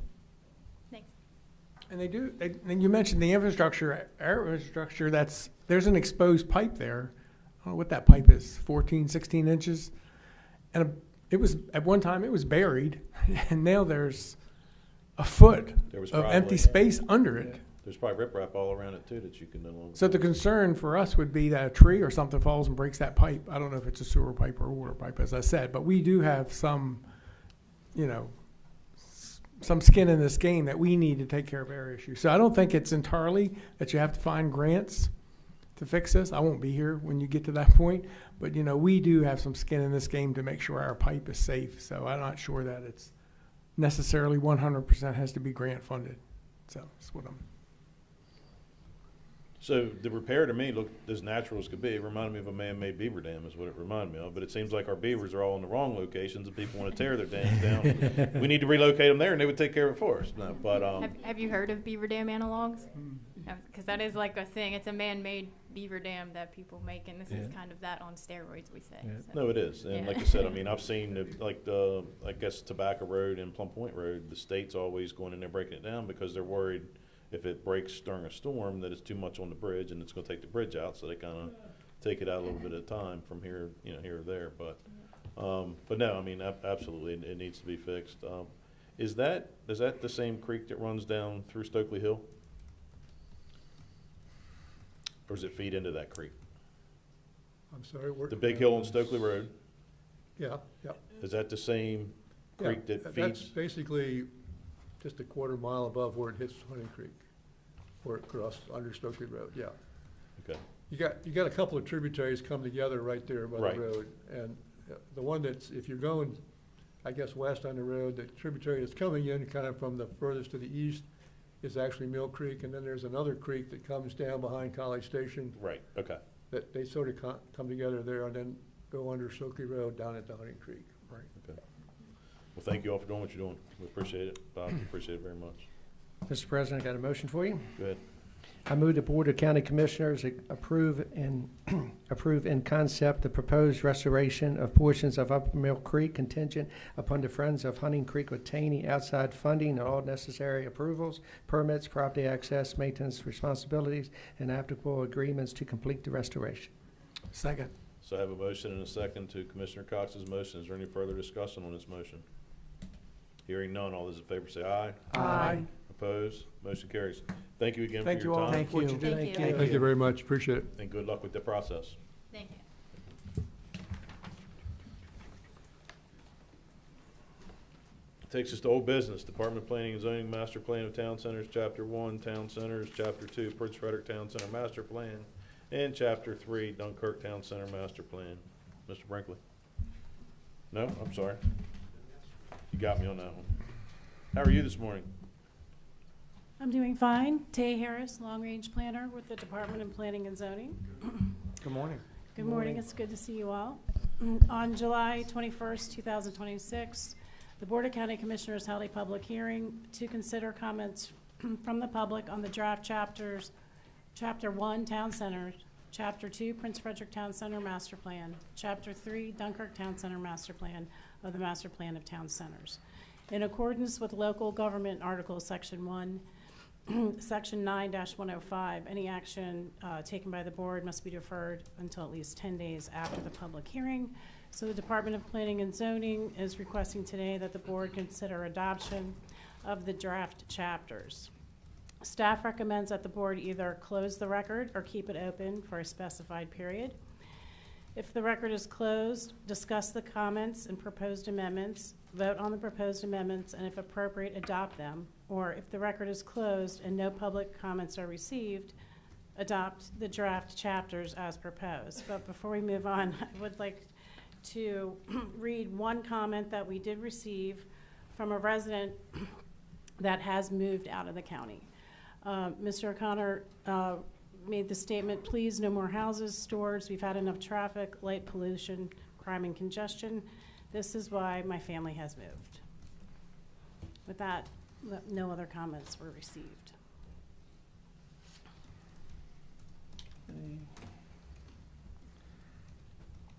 Ready for motion?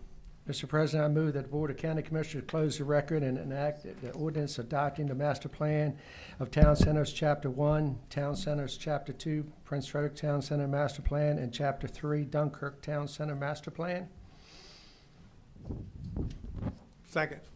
So I have a motion and a second to Commissioner Cox's last motion. Is there any discussion on this? I'm going to oppose today because I believe this increases the size of Prince Frederick. It expands. Prince Frederick, that's correct, right? That is correct. Yeah, so I'm going to oppose that today. Can we separate out the motion? I'm for Dunkirk, but I'm not for any expansion in Calvert County.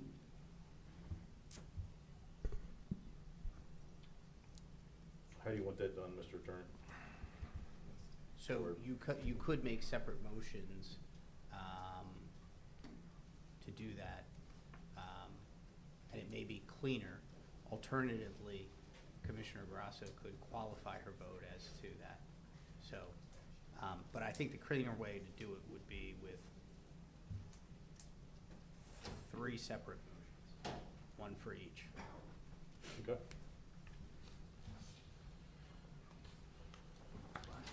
So, Commissioner Cox, go ahead and break it down, and I guess Chapter 1, Chapter 2, and Chapter 3 separately, and he has to withdraw his other motion? So I withdraw my motion. That's correct. Okay. My new motion is going to state, I move the Board of County Commissioners close the record and act the ordinance adopting the master plan of Town Centers, Chapter 1 and Chapter 2 of Prince Frederick Town Center.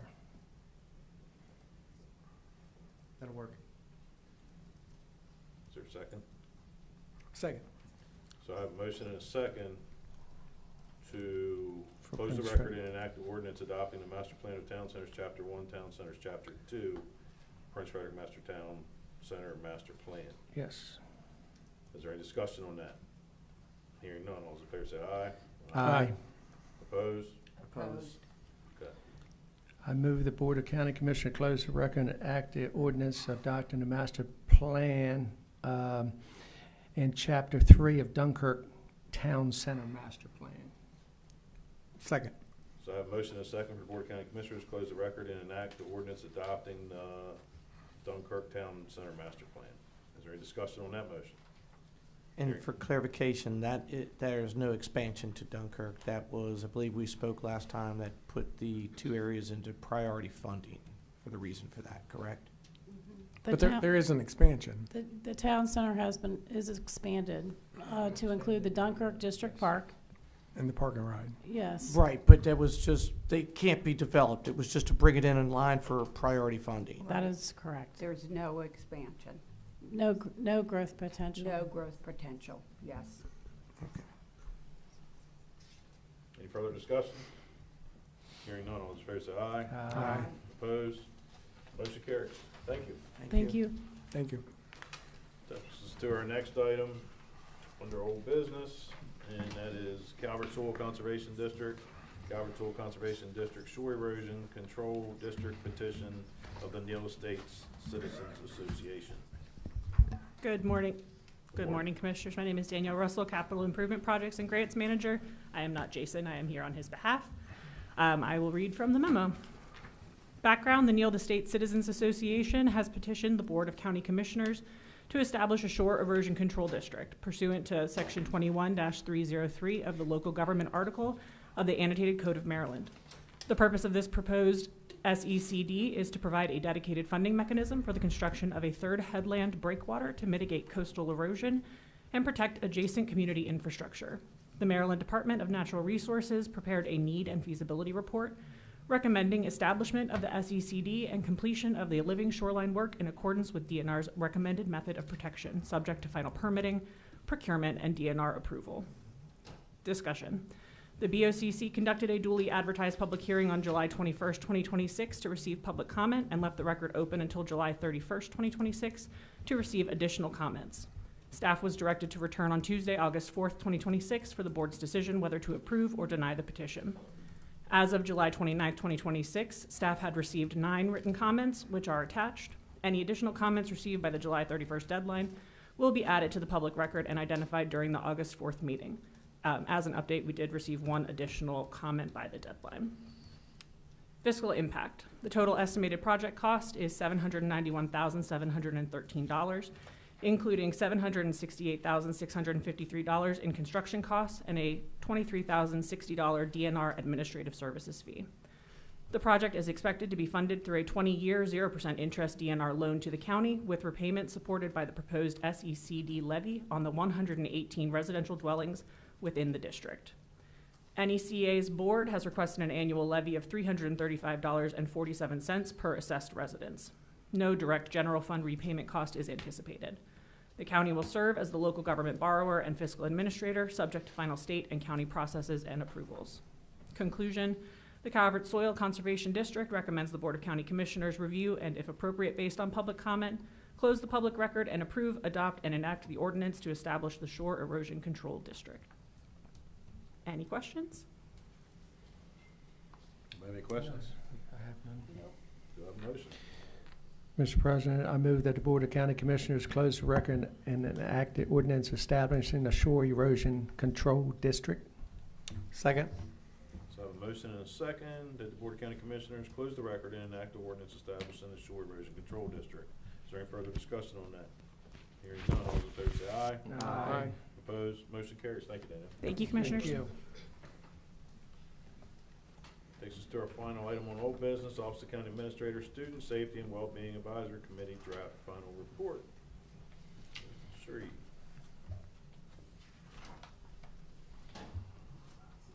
Hello again. Hello again. Got your helpers coming up here? Good morning. Good morning. Good morning.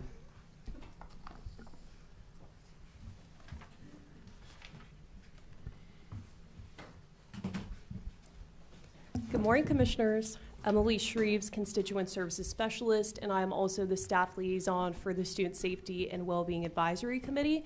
Joining me this morning is our chair for the Student Safety Committee, Pastor Dana Jones, and our vice chair, Leslie Irvin. I do want to take a brief moment as well to recognize those who are joining us in the room. We have Linda Turner, who is our ex officio member from the County Administrator's Office. We have President Jana Smith-Post here from the Board of Education, and we have Cecilia Lewis, who is the Executive Director of Secondary Schools at CCPS, who is here on Dr. Newsom's behalf today. And with that, I will go ahead and read the memo. Background: on May 29, 2024, the Board of County Commissioners adopted Resolution 9-24, establishing the Calvert County Student Safety and Wellbeing Advisory Committee. The committee was charged with evaluating student safety, security, and well-being within CCPS and developing recommendations to strengthen safety and school climate through collaboration amongst local government, education, public safety, healthcare, and community partners. Committee members were appointed in fall of 2024 and met monthly from October 2024 to February 2026. During that time, members received presentations from subject matter experts representing numerous agencies, reviewed available data, and gathered public input through a community survey and student focus group. Discussion: based on its research and community engagement, the committee developed a series of recommendations, including 14 quick wins and additional short and long-term strategies to enhance safety, security, and student well-being throughout Calvert County Public Schools. Fiscal impact, and my apologies, in accordance with Resolutions 9-24, the committee has completed its work and is submitting the attached draft final report to the BOCC for consideration. Fiscal impact: there is no fiscal impact associated with receiving or presenting of the report. Any future fiscal impacts related to implementation of individual recommendations would be evaluated separately by the appropriate agencies through their respective budget processes. Conclusion and recommendation: staff recommends that the BOCC receive the Student Safety and Wellbeing Advisory Committee draft final report and presentation and provide direction regarding any desired next steps. And with that, we will go into the presentation, and I will turn it over to our chair and vice chair. Thank you, and on behalf of myself and the entire Advisory Committee, we'd like to thank you for affording us the opportunity to serve our community. We were engaged with a number of persons throughout this process. We are particularly grateful for the assistance not only of Emily Shreve, but of all the county staff persons, led by, of course, your administrator, Ms. Turner, and others who participated, Jennifer Moreland, and others who participated in providing us with the kind of support that we needed to get through this process. I'd also want to commend Dr. Newsom and other members of the public school system. We had great support from them in terms of providing presentations and information, and their willingness to be open and honest was wonderful. We had opportunities to have focus groups with students, and we are thankful for their input. We are particularly thankful for our resource officers who gave us their time and attention to really address some of these issues, and also to the citizens of nearly 1,000 who responded to the surveys and participated in public sessions and attended either by Zoom or in person. And so our work is a combination of what community input and engagement can produce in addressing an issue of concern to all the residents of the county. Consistent with your resolution, and as the background slide indicates, you developed a advisory committee of a diverse population that included law enforcement, community representatives, persons from the educational field, mental health and behavioral health areas, as well as persons in county and local government. Our process was, quite honestly, to take to your resolution and determine how best could we move forward with addressing your concerns. And as a result of that, we held 20 public meetings. We had presentations from a number of persons, as I've indicated before, the school system, local health agencies, juvenile services, just the whole gamut of persons who are engaged in the student well-being arena. As a result of that, our committee has come forth and presents 14 recommendations that we have drawn by consensus from our group. I want to also say that during the time that we met, we had some turnover, and every person appointed, whether they were there at the end or beginning, basically contributed to this report. So we are indebted to the support of many. So with that in mind, we have basically combined those 14 recommendations under 5 topics. And the slides will reflect them with the boldness at the top. And I will have Dr. Irvin to now start the first one. So we're going to start off with mental health and well-being. This was one of the areas that we found to be probably rather important in the greater scheme of things.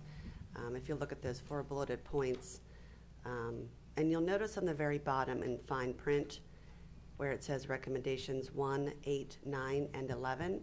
Whenever you look through the actual draft report, you'll be able to see that those numbers correspond with where you'll find them there.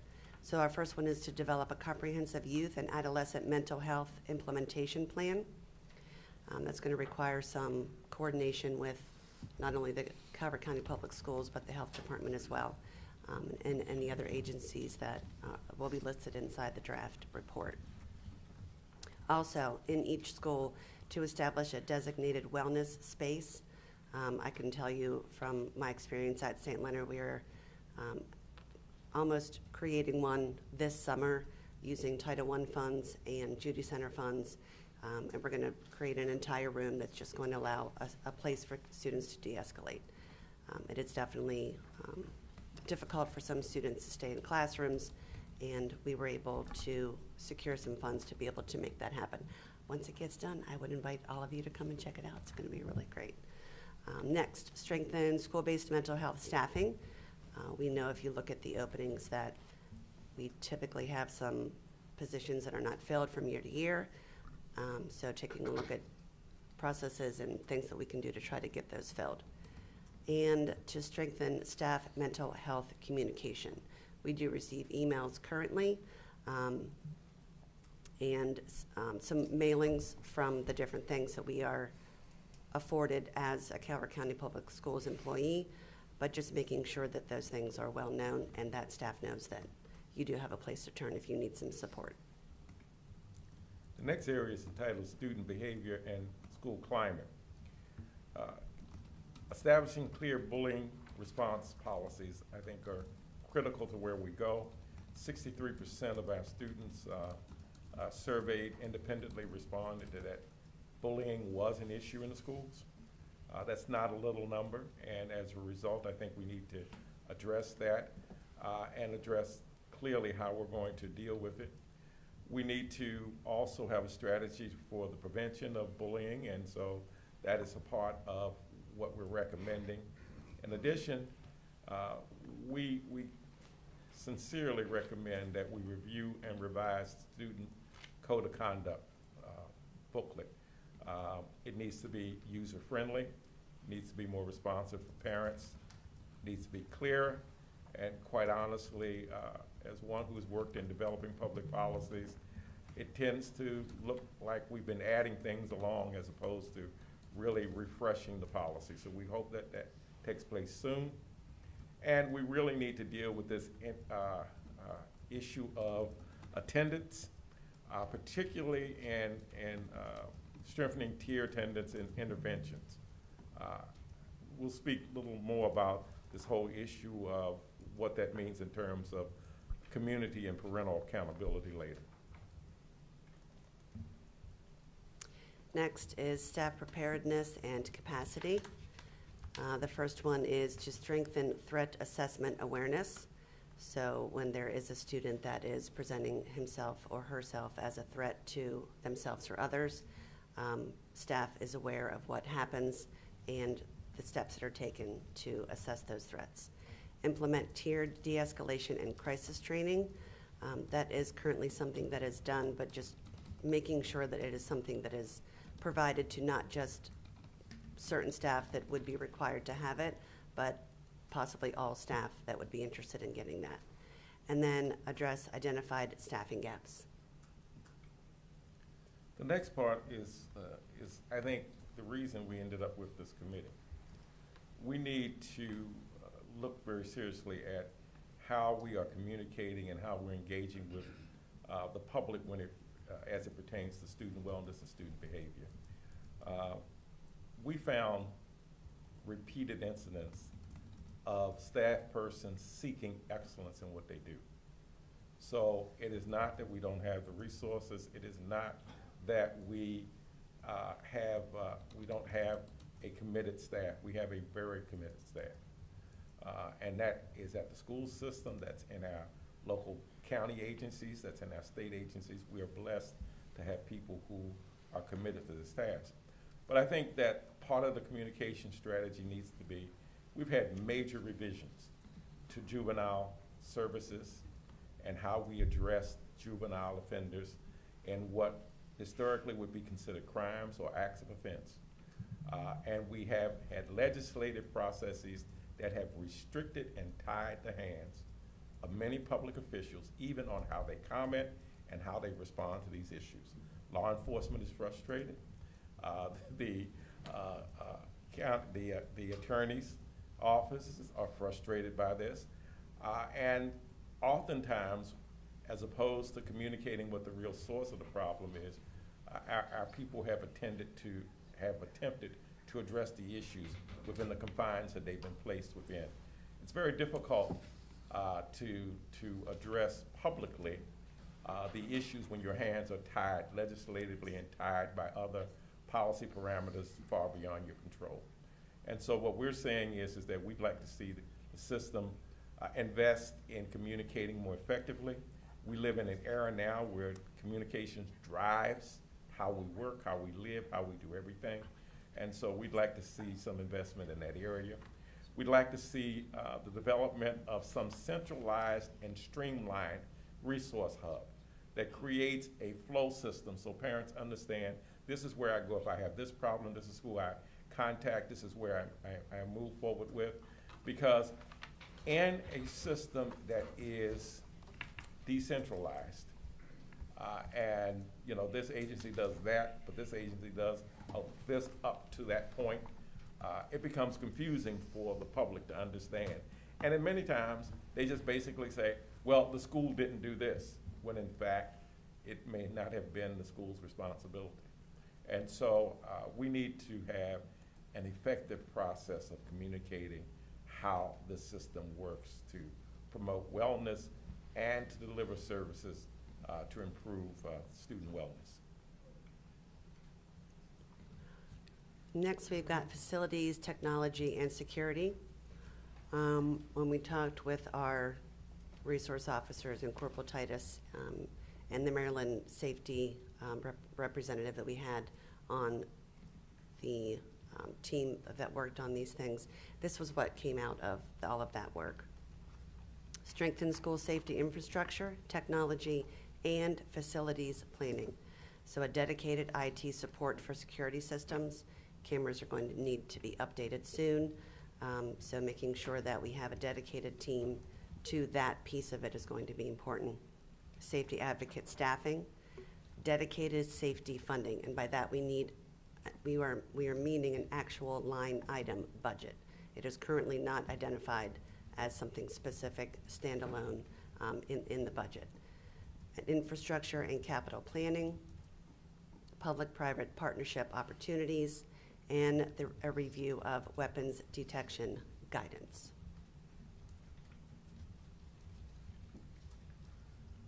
We're presenting this report, and certainly we're available today to respond to any immediate questions that you have. I know that by virtue of the transmittal that you've had a chance to at least review some of this prior, and we're certainly available to respond to any questions. I'd like to just close out this presentation by simply saying that we are fortunate to have the personnel that we have. We are blessed to have persons who are willing to commit to serving our families and our children as they do. But we've also got to realize something else. When we have the attendance issues that we have with some of our challenged students, when some of our higher at-risk students have the lowest attendance rate of any category in the school system, you can't work with students who aren't present. You can't achieve results when people aren't in school. That's a parental responsibility issue. The other side to that is that when we have, you know, we listen to intervention specialists, one after the other, talk about the appointments that were being missed, the opportunities to provide services to individuals when parents wouldn't bring their children, wouldn't show up, wouldn't do the things that they need to do in order to make progress to help them. That's not a system failure. That is a parental and community engagement responsibility. And I think that we need to place the responsibilities and the burdens for correction in the right place. While it may not be politically popular or the friendly thing to say, we need greater accountability from those persons whose children are at risk, and we need greater responses if the community as a whole is going to reap the benefit from the investment that we're placing in student wellness. So I agree 100% with the parental issue. How do we address it? Well, I think the issue of some of this process deals with legislation. Some of it deals with basically action on behalf of who we hold accountable for their actions. You know, I'm probably a little more socially conservative than most people.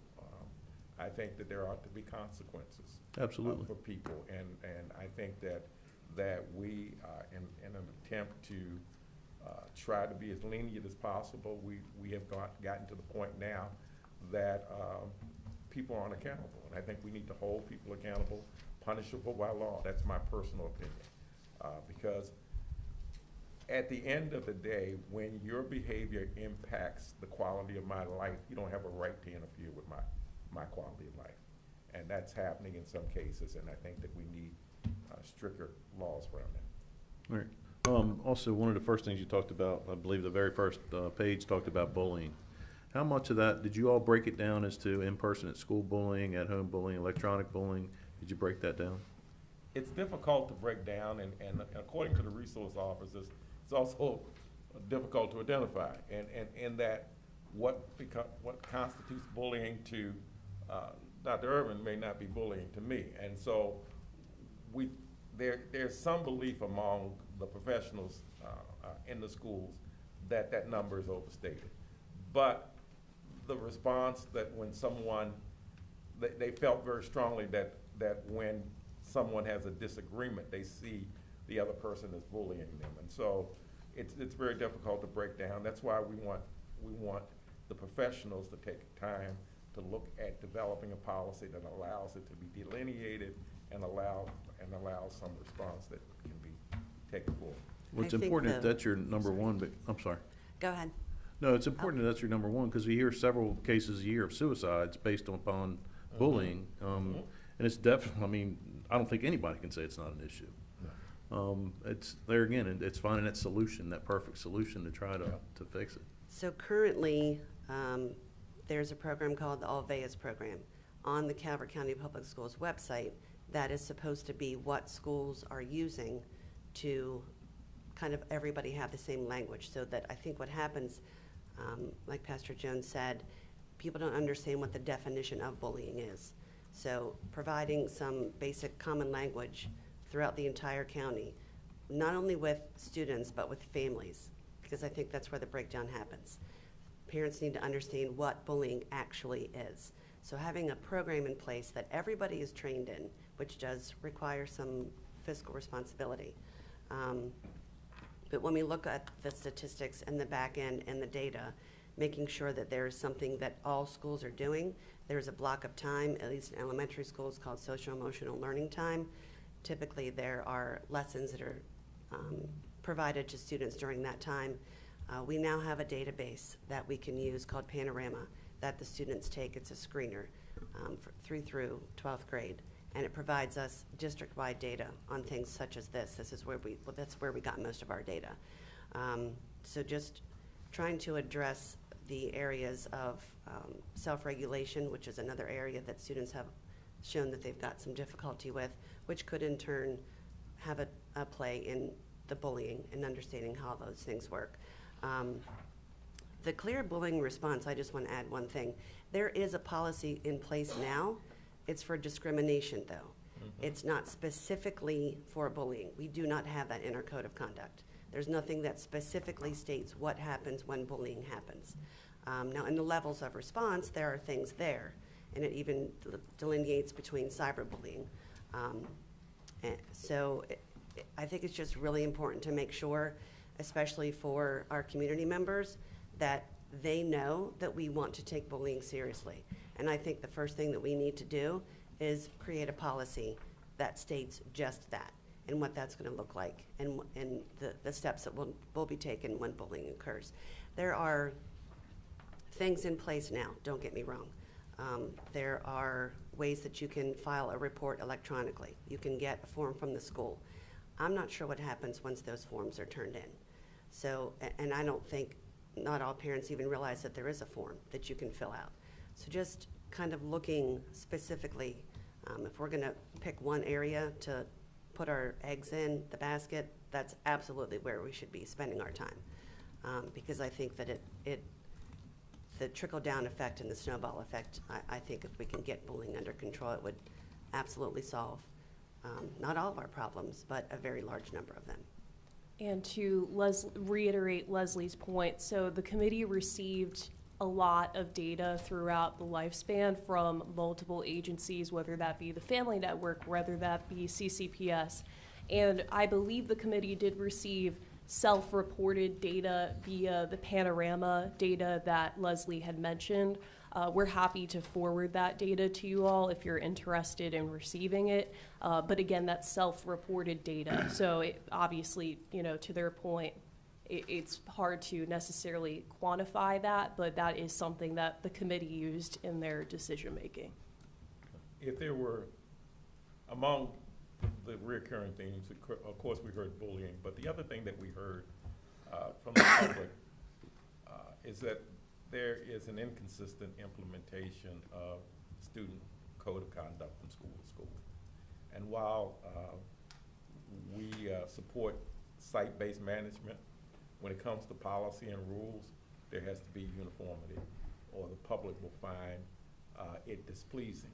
And that's what we found in some cases, that depending upon the leadership structure or style of the person heading that school, you have differences in how policy is implemented. And so when parents experience that, and of course in a communication world where everybody knows everybody else's business, when you find different results, then you're going to have frustration. And I think that's what led us to really taking a look at the code of conduct, making it something that is actually enforceable, because I'm not sure if you guys have ever looked at the code of conduct. It is a very large book. And in my experience, it's just, I hate to say this, but it's frankly not being followed consistently at all from school to school, and it doesn't matter what level. But I also think it's because it's such a large document. So taking a look at it, making it more manageable, will, I then think, will allow anybody that is in charge of a building, and even staff, to be able to uphold the things that we find important. But, go ahead, I'm sorry. But isn't that a lot of that dictated by state policies and legislative? COMAR, yes, COMAR does, but COMAR is also very cloudy. So they'll state something, but there's a lot of wiggle room.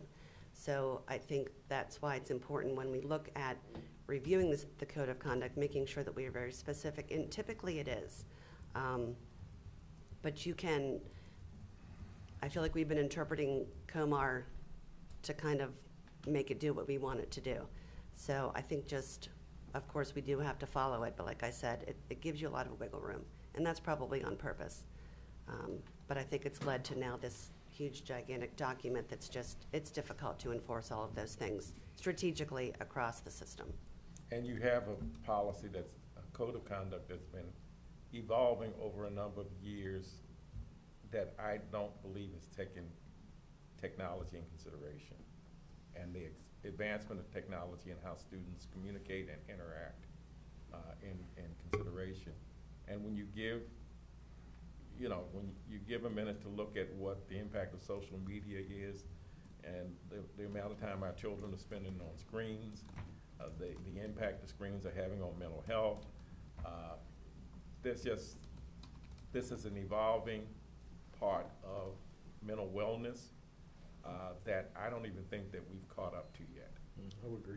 And I think that, quite honestly, what we're seeing is the beginning of a greater crisis than we've had before. When you even look at it and you talk to people in the workforce with young adults that are in the workforce, their issues with screen time. I'm sitting here, I retired a few years ago, but can you imagine having to fire a graduate of the Wharton School of Business from an executive learning position because she couldn't put her phone down? She couldn't get her job done because she was so addicted to the screen. I mean, this child graduated from an Ivy League elite business school, and we had to terminate her because she couldn't stay off Facebook long enough to do minimal tasks. It's more serious than we think, and we're just seeing the input area and what we've worked with here. I want to reiterate as well, in the report, the draft report, which will be available online via the link to the agenda, we're also going to put it on our Student Safety Committee landing page. The recommendations that were presented today are presented at a very high level, and the report is about 30 pages and very detailed on what specifically the committee is recommending. For example, the Code of Conduct recommendation has 3 subparts to it, so it gets into a lot greater detail as well into the committee's insights. So I don't know what you thought your role was going to end, but for Never. me, Honestly, never. well, that's where I was going, because somebody's got to make sure this gets implemented, and you all have skin in the game, because there's practical issues here, there's policy issues, there's funding resource issues here, and you all have developed, I think you got a great document, and you all have a lot of skin in this game, and I feel like you're going to be committed to see it through.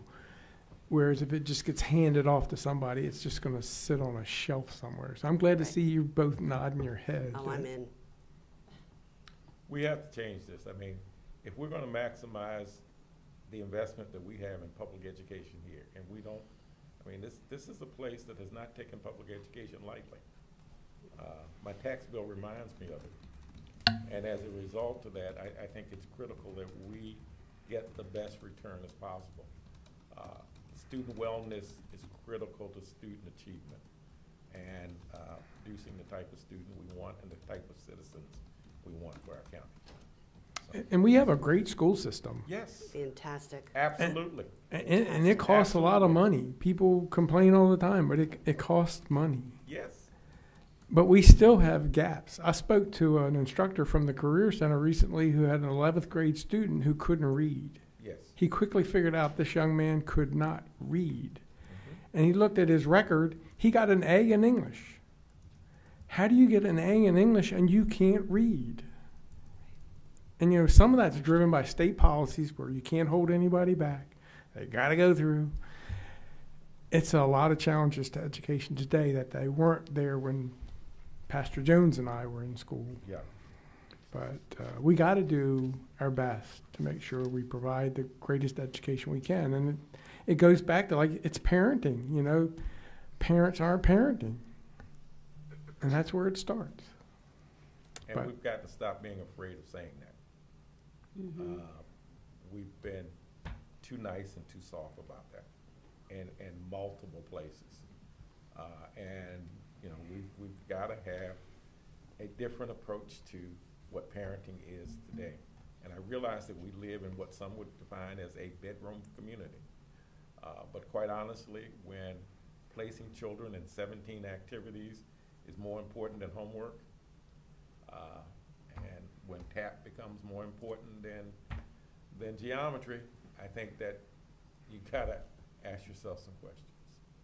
But sometimes, Pastor Jones, it's not us. It's legislation that occurs in Washington or Annapolis that ties your hands that you can't do what you know you need to do. Yeah, you know, it's interesting. This might be one of those areas where the right thing to do is to be defiant. What obstacles do you guys find the most as you're going through this? Because the state does have their hands in everything. I mean, there's a lot of hands, from parents to everything. What do you find in the biggest challenge? I think that in the last 4 years, the legislation around juvenile, how we respond to juvenile delinquency, has been 2 steps short of shameful in terms of being over lenient. The kinds of crimes that children cannot be charged with, or young people can't be charged with, the ages that they can't be held responsible and accountable for their actions, all trickle down into what we see happening in our society. What is the policy of a child that's not coming to school? Because you've mentioned that a lot. What is the consequences? We send people out to their homes. Our school system has pupil service workers that try to contact and stay in touch with folks. But I mean, again, at some point, it's an issue of the student has to go to summer school, or the student may have to do something else. But it really boils down to who's going to hold a parent responsible and who's going to hold a parent accountable. Attendance contracts are also put into place often with chronic absenteeism. And then, you know, there are a handful of cases that will go to court, truancy for truancy. What does it take to trigger that? Quite a bit. Yeah. Quite a bit. It's a very long, lengthy process. I mean, I've seen it take, I don't know, months. It'll be 3 months into the school year. The kid has missed a certain number of days. Personnel worker will become involved, visits to the home, try to get them to come in, try to set up an attendance contract. And in the meantime, the teachers are trying to build relationships with the family, with the student, because ultimately, having a sense of belonging is important to get students to come to school and to get families to want to send their kids to school. So, we put all these things into place, have them sign attendance contracts, knowing that an outcome could be truancy court, and often that's where it will go, but it will take months. It's a lot of documentation that's required. The other thing that we don't want to downplay that also plays into this is housing stability. A number of the families who are impacted move several times a year. Children may start off at Calvert Elementary and end up in Lexington Park Elementary in 2 months, and then back to Barstow Elementary for another 2 months or whatever. I know of one family that we've worked with through the church that's the children are in their 4th school. Went to 4 different elementary schools last year. And that's a part of the issue. If you don't have stable housing and affordable housing, then parents make the decision of where they move and where they can keep their kids under a roof. So there are issues that are beyond the school system's control, but they are factors in our community that's impacting the quality of life for some people. So I just want to piggyback on what Commissioner Hans said, that, what my concerns are, just like he stated, there's a lot of information in this document, a lot of hours that this committee has put forth. And for it to go to the BOE and then, like he said, be put on a shelf, we needed to get to teachers. We needed to get it to delegation so that we need to get it to homes so everybody, sees these solutions and concerns, and we can do something about it. But I do want to say thank you to you all and the committee for all the hard work, and I do look forward to phase 2. So do I. I wanted to say first, Pastor Jones, you and I are old school. I hear what you are saying. Boy, I wish I was running everything, because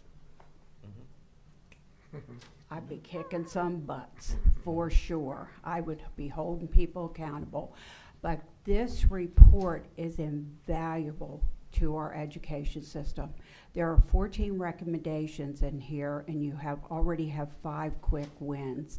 And I know our BOE is motivated through their actions these past 3 years to turn things around, to tighten up, to make sure our children have a good education, that their mental health is taken care of, that they are held accountable. So we have a great school administrator. So I think we're on the right track. But please, please stay on top of it. Work hand in hand. I know the BOE will be so receptive to that, because this is the future of our country. Not just our county, it's the future of our country, and we all have to work together. I take it that seriously as well. I think this is about global competitiveness. Thank you. And folks look at you like you're strange, but quite honestly, in order for this country to maintain its status as a global leader, every community has to produce citizens, young people who can do their part to make this nation strong.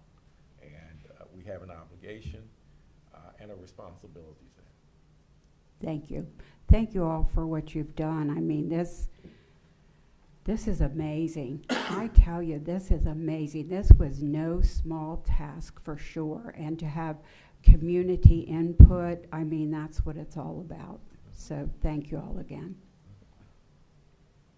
Do you find that the teachers embracing this as well with you guys, like they all I on don't board? think they know anything about it, to be honest with you, not yet.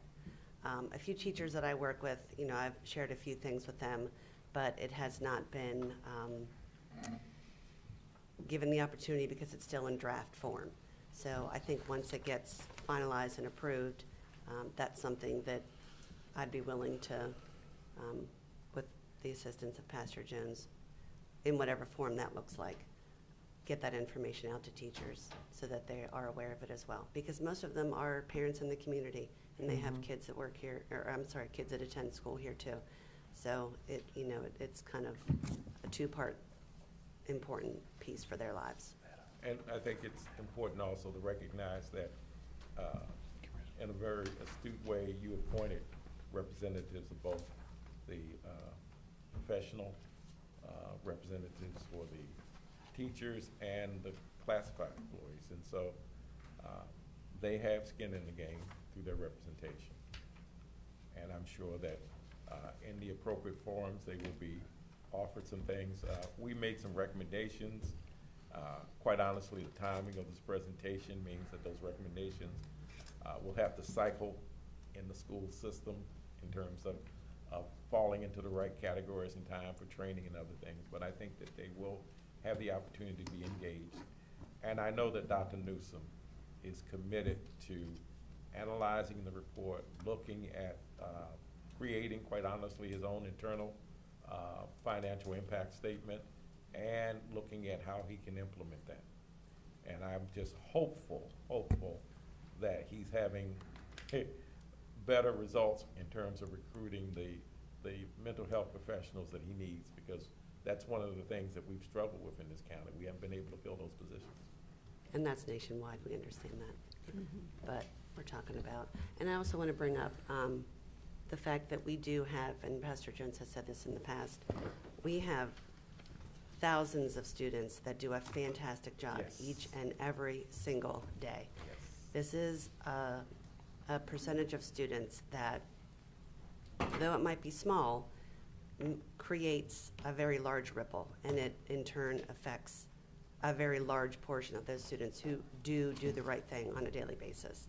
So that's where our intent is aimed, to make sure that that population, that demographic, is supported and addressed and given an opportunity to learn how to do better, so that as a whole, everything can be done as it should be done, and students can be successful.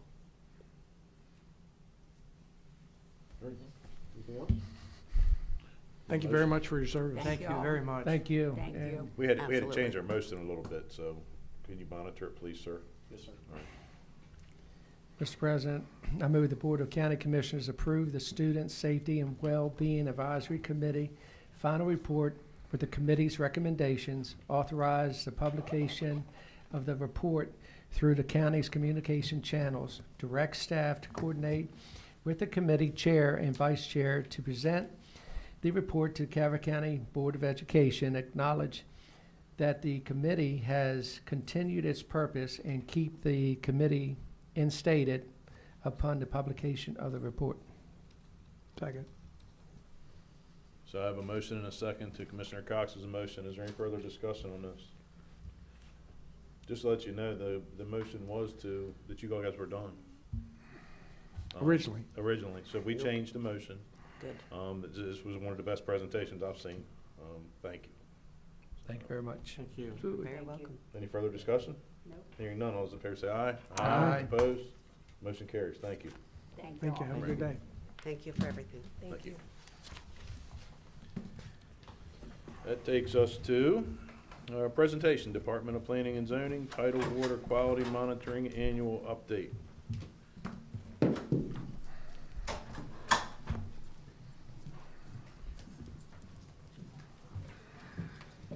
Connie? I was going to let them have the chairs. Colleen Brummett, Environmental Planning Regulator with Department of Planning and Zoning. If y'all want, I can read the memo, or I can just introduce them and let them take it away. That's fine, because I'm quite sure the memo is covered in their presentation. I'm sure it is. So we have Dr. Laura Harris presenting, and then she's joined by Cindy Ross, who is a staff scientist, and Julia Smeltzer, am I saying that right, who is a graduate student. And then I will let them present their work. Thanks, Colleen. It's great to be in the new building, first time here, and walking over that floor of the Patuxent and the Chesapeake Bay is just the right scene setting for this, so I also really appreciated that. And as always, coming in to hear presentations ahead of us reminds me what you all have to do and face. And it's very humbling always to then be talking about water quality in creeks after student well-being. I think last year it was the fire commissioner. Very humbling. So we do have a presentation, and I think all of you are familiar with this from last year.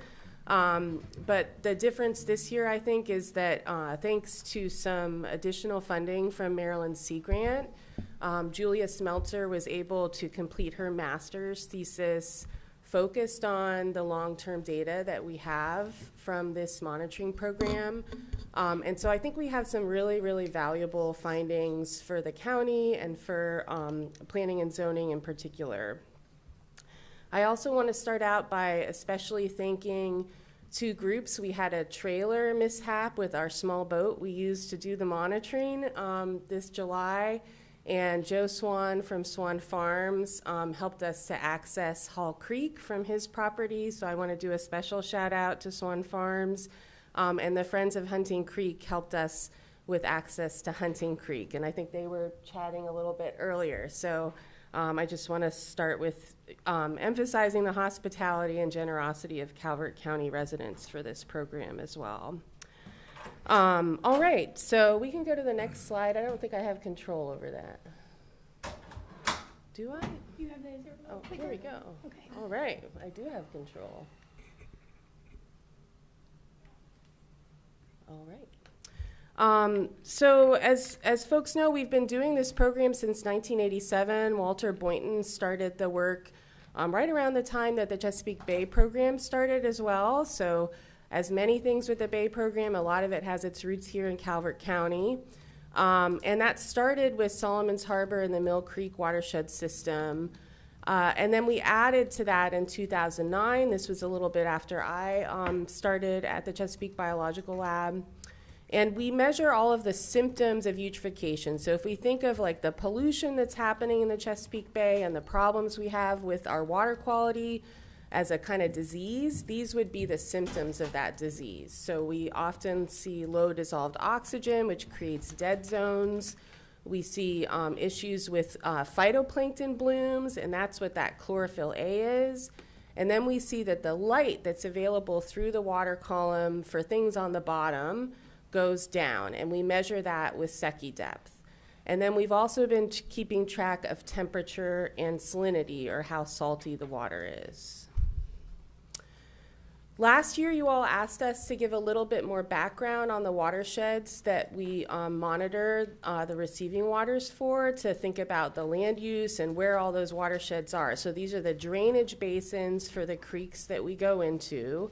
And the map on the right here, this is so fancy, I'm used to just looking over here and I can just look in front of me. So the map on the right is all of those drainage basins for the creeks that we go to. So Helen, Hungerford, Island, Battle Creek, Hunting Creek, Hall Creek, Plum Creek, Fishing Creek, and St. Leonard. I forgot the big one, and Parker's Creek.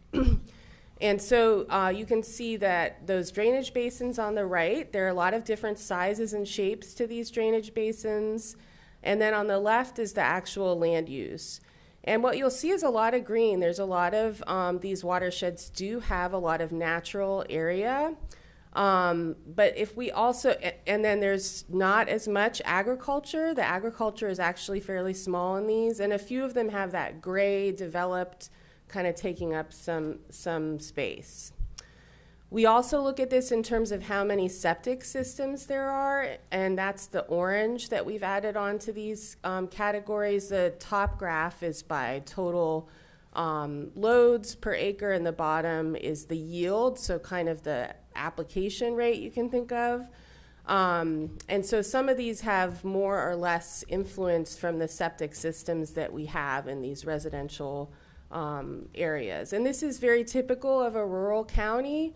I think when I first started here, Walter Boynton told me Calvert used to grow a lot of tobacco, and then in the 90s we started growing houses, and that's just kind of the shape and the history of this county. So we'll start out looking at data from Solomon's Harbor. These are all of those stations that have been visited since the 1980s, and this is really the backyard of the Chesapeake Biological Lab. We go out to these creeks from May through September every other week. So we really are keeping an eye on things. And we often do show the data in this way to kind of give you a sense of where are we in all of the years that monitoring's been happening. So for oxygen, the algae, and how many blooms there are of that algae, we list it from the best to the worst years. And you can see here that last year was really kind of we're average. So that's, it's Goldilocks. We've got our warm bowl of porridge here for Solomon's Harbor. Not the best, but not the worst. 2003 seems bad all the way across the board. What was going on in 2003? So when we look at the data, we often look at it. You're always getting me set up here, Mike. This is great. So we always look at the data in terms of whether it was wet and dry. And in the Chesapeake Bay, because runoff is such a big part of the picture of how the bay does, if it's a rainy year, we tend to have worse water quality. And 2003 was a very, very rainy year. So that's how these data are shown in this graph. So you can see that 2003 with the low value there is that blue indicating that it's wet. It's one of the wettest years of this record. And we can see that the data kind of bouncing around the long-term trend going down. So bottom dissolved oxygen over the whole time series is getting worse over the data that we have. So that's not good news. We want more oxygen, but we're not quite sure what will be happening in the next few years. It kind of takes 7 years for the math to catch up with the data. And if you look at the last 3 years, which have been dry or average rain conditions, those have had higher dissolved oxygen. So those 3 dots at the very end of the graph there, things are looking a little bit better. So hopefully if we keep an eye on it, we might start to see some improvements in all of the really great investments the county has made in upgraded advanced septic systems, especially in the Mill Creek watershed. I think, I have some hope. I'm crossing my fingers that that's what we're starting to see here. Every year we do this little movie for you. I'm not sure if this is a PowerPoint or a PDF that got put up. Yeah. Do you have a video? Yeah, there's videos in this one. There's actually another video that's really cool that I was hoping to show you. So I don't know, we can skip this one for now, but if it's possible to get the PowerPoint up for at the end, I'd love to be able to show them a video of a tool that we've developed for you all to use. Have you all ever analyzed in a watershed the number of septic systems in that watershed?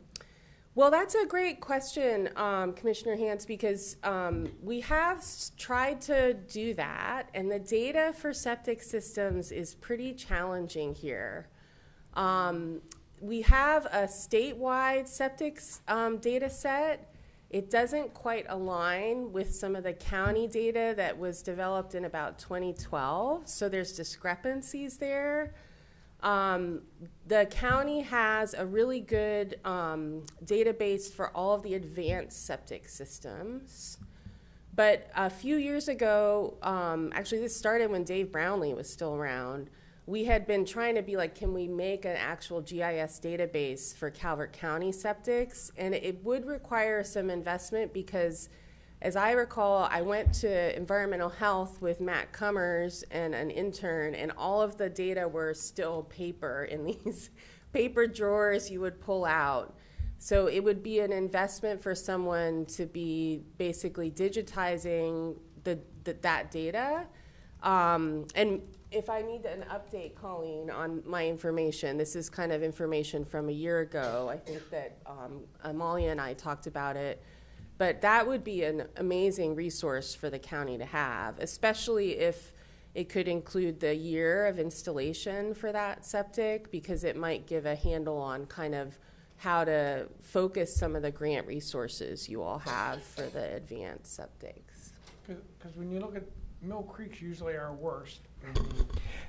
And the Ranch Club is, and it's the highest concentration as far as I know of in-ground septic systems. It just makes a correlation. But I was just wondering if you looked out the rest of the county, what that kind of picture would look like. Yeah, and we have, I mean, that's what these orange numbers are estimates. It's kind of a combination of estimates from the state and then what Julia did looking at parcel data. So we had parcel data from you all and a sewering map of the county, and we overlaid the parcels with the sewering map to come up with some estimates of where the unsewered areas were. Am I getting that right, Julia? Yeah, so we could look at which parcels have been developed and are also on sewer systems or not on sewer systems to kind of get an estimate. Okay, if a parcel is developed but not on a sewer system, it probably has a septic. But that's an assumption rather than those paper drawers, which the paper drawers would be the most accurate. I'm sure that there's some assumptions that we made in how we did that would miss some or have added septics where there might not be septics too. There's bound to be some error with that. Because your chart does make sense. You know, Flag Harbor, there's a lot of small lots there on private septic and Mill Creek. So it kind of does. I just didn't know if you had ever gotten that deep into the detail of what that demographic looked like per watershed. And I think in general for recommending the county, I think Mill Creek is still the right place to be for those critical area grants. But there's also just, you know, some idea of the aging infrastructure in that regards might be valuable to have in terms of how policies are implemented for property owners with those septics. I know it's always complicated with septics because it's environmental health, which means it's human health comes first, and so you know that has to be the priority for the septics. And at the same time, you know, even a well-functioning septic system provides nitrogen pollution. So well-functioning septic systems eliminate the public health risk, but they don't eliminate the risk to the streams and the bay because nitrogen still goes into the groundwater. And that groundwater, you know, streams sometimes run when it's not too rainy out, and that is groundwater in those streams. Especially when you have high density. Right, exactly. So this is a little movie I usually show you all of the spatial characteristics of dissolved oxygen. And what that movie always lands on, this is from last year, is that water quality in the Mill Creek complex gets progressively worse the further in you go to those back creeks. And that's just because of how the flushing happens. So the tide is important here, wind is important here.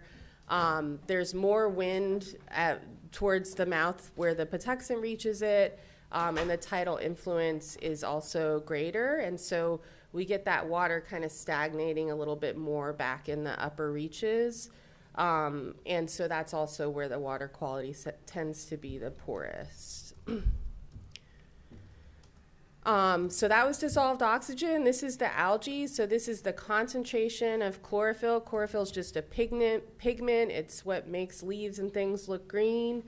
And it's kind of the engine of the plant for doing photosynthesis. So we use that, we measure that pigment to tell us how much phytoplankton is in the water.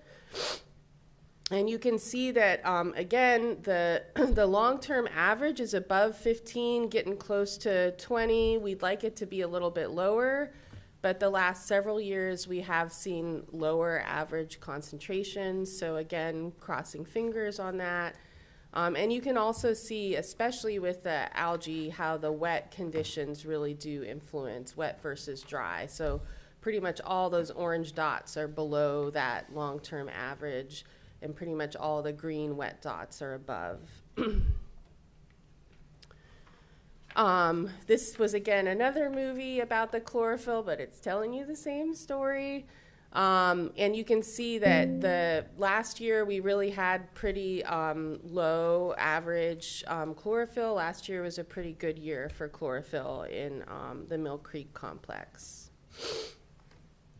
The other thing we look at, that's an average of the whole summer, but this is thinking about, well, how often was there a big bloom? And maybe you all have been hearing that term bloom from what's been happening in Baltimore Harbor with the pistachio tides.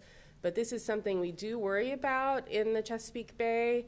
The blooms are not only bad for creating the conditions that feed those dead zones, because when the algae dies, it decays and uses up the oxygen. But they can also be blooms that form harmful algal blooms, which can be bad for human and pet and animal health too. And so we count the number of times over our whole sampling season where the values indicate that there was a bloom. And you can see that in the middle portion of this record, in the late 90s and the 00s, there were some pretty bad years with a lot of algal blooms.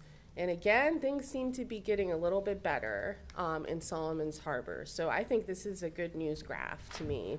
And last year in particular, we'd like it to see it down below 5, like we did in the earlier part of the record, but fingers crossed things are on the right trajectory.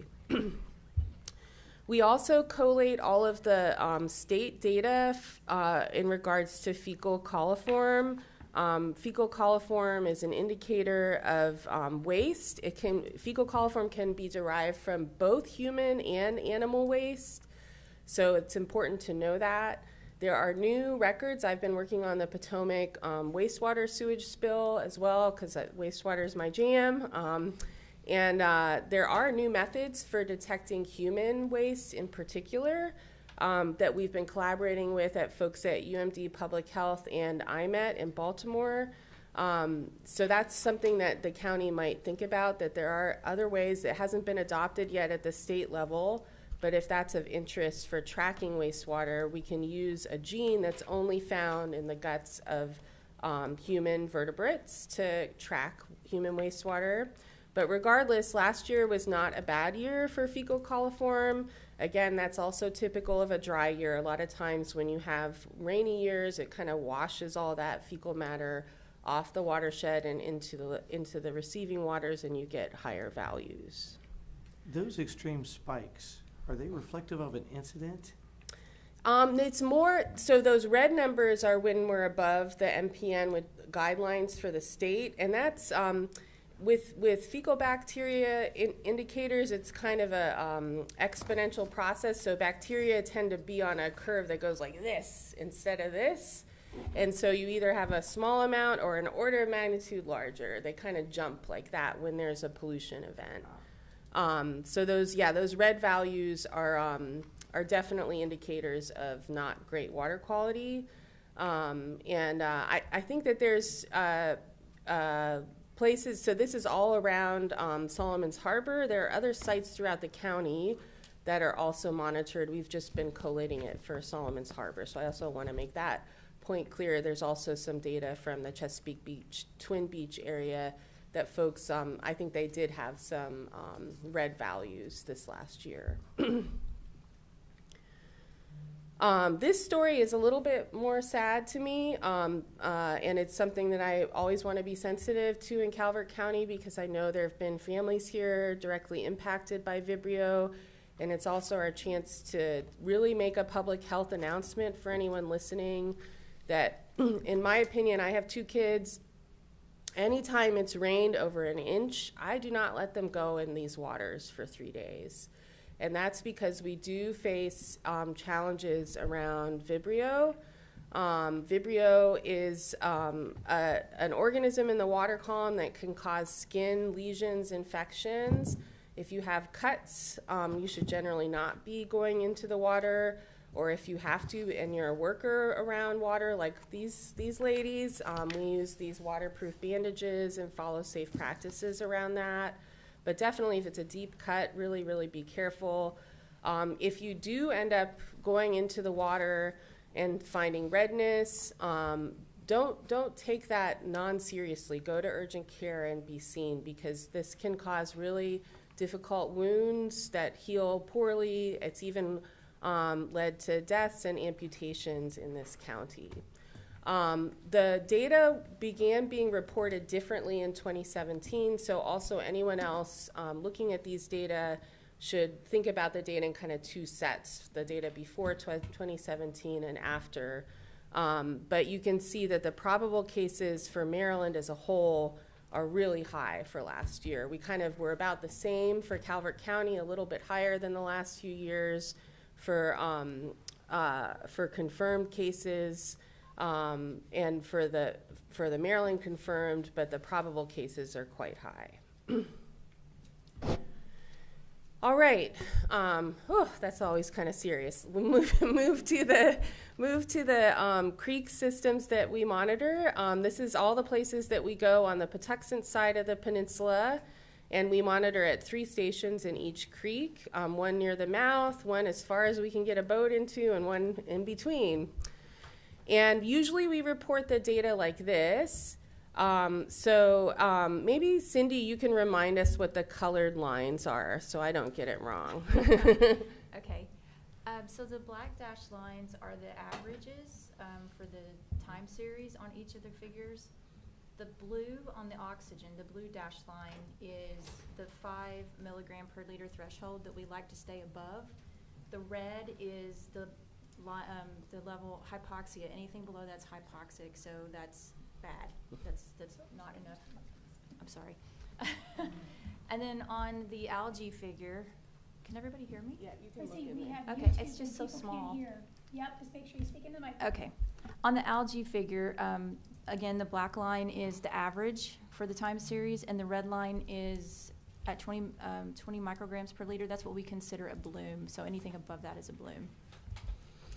Yeah, and it's always confusing because, for algae, you want it to be low, oxygen, you want to be low, and then when we talk about light, we want it to be high. So you have to do this mental gymnastics. So this is for each of those creeks, and I think probably for these two systems, the thing to keep in mind is that for the oxygen, especially in Island Creek and in St. Leonard Creek, we're seeing kind of these lower values, and we should just really be keeping an eye out for those. For the algae, it's about on par average. There were a lot of blooms in these systems last year, but it wasn't some of those crazy years that we've seen during the rainy conditions in the past. These are the upper Patuxent creeks. We tend to have a little bit higher algae concentrations in the upper creeks. That also sometimes corresponds with high oxygen. So this is something Julia's been handling in her thesis. We go out and measure oxygen in the creeks during the day. And really what we kind of get worried about in shallow systems is what the oxygen is at night. Because in really shallow systems like these creeks, the phytoplankton are going crazy during the day, and they're photosynthesizing and they're creating oxygen. And then at night, the problem becomes that they, just like us, start consuming oxygen, and you can get oxygen to tank. So this is something we're really trying to think about in our study design of how do we capture the actual dynamics in a shallow system. For the Chesapeake Bay program, we can use bottom water oxygen as an indicator because there's parts of the bay that are stratified, which means the bottom water doesn't really connect to the surface. And so it stays low even during the day in the summer in the deep parts of the Chesapeake Bay. But in these shallow creeks, we kind of need to be thinking about it a little bit differently. And when we see a high oxygen value, that may actually be an indicator that the phytoplankton are having a party and we need to be worried about it. So that's something that we're thinking about in terms of monitoring design. The Western Shore creeks, so this is Plum, Fishing, Parkers, and Flag Harbor. Same design, and I really want to point everyone to Plum Point Creek here. This is a creek we think deserves a little TLC. So it's got really high algae, also has that high oxygen, but we're seeing some indicators that Plum Point in particular is just having a little bit too much of that algae party time we need to think about. Do you think it has anything to do with depth, as that creek is filled in significantly over the years? And I mean, you're only talking at low tide, it could be a foot deep in the channel. Hey, Julia, do you have any thoughts about Plum Creek? I don't remember off the top of my head what the like big indicators were in Plum Creek. I have only been there since it's been kind of filled in, so. No, I mean, that would definitely, to me, wouldn't you say that would trend on and skew your numbers if it was started out at 4 to 6 foot deep in the channel and now you're dealing with inches of water and your flow is down? I mean, I would say Yeah, that the would flushing could be a part of that, and we'll put that down as a note, maybe, Cindy, to check on Plum Creek in particular. I'll show you at the end, we actually have a dashboard, if we can get that movie going, where everyone can explore the creeks themselves too. But we'll get back to you specifically about Plum Creek to see what Julia's models told us were the most important factors there. Oh, it'll be interesting because they're getting ready to dredge it. Okay. So if your numbers started out here and went up here when it filled in and then dropped back down, that'll be pretty interesting to see what happens. All right. Oh, we gotta squeeze. Okay, we're not gonna have time for those movies though, but I really think this other one is important. So we're gonna get to that movie partially because last year y'all were like, please show us all of the data for all of the creeks. Why do you always average everything together?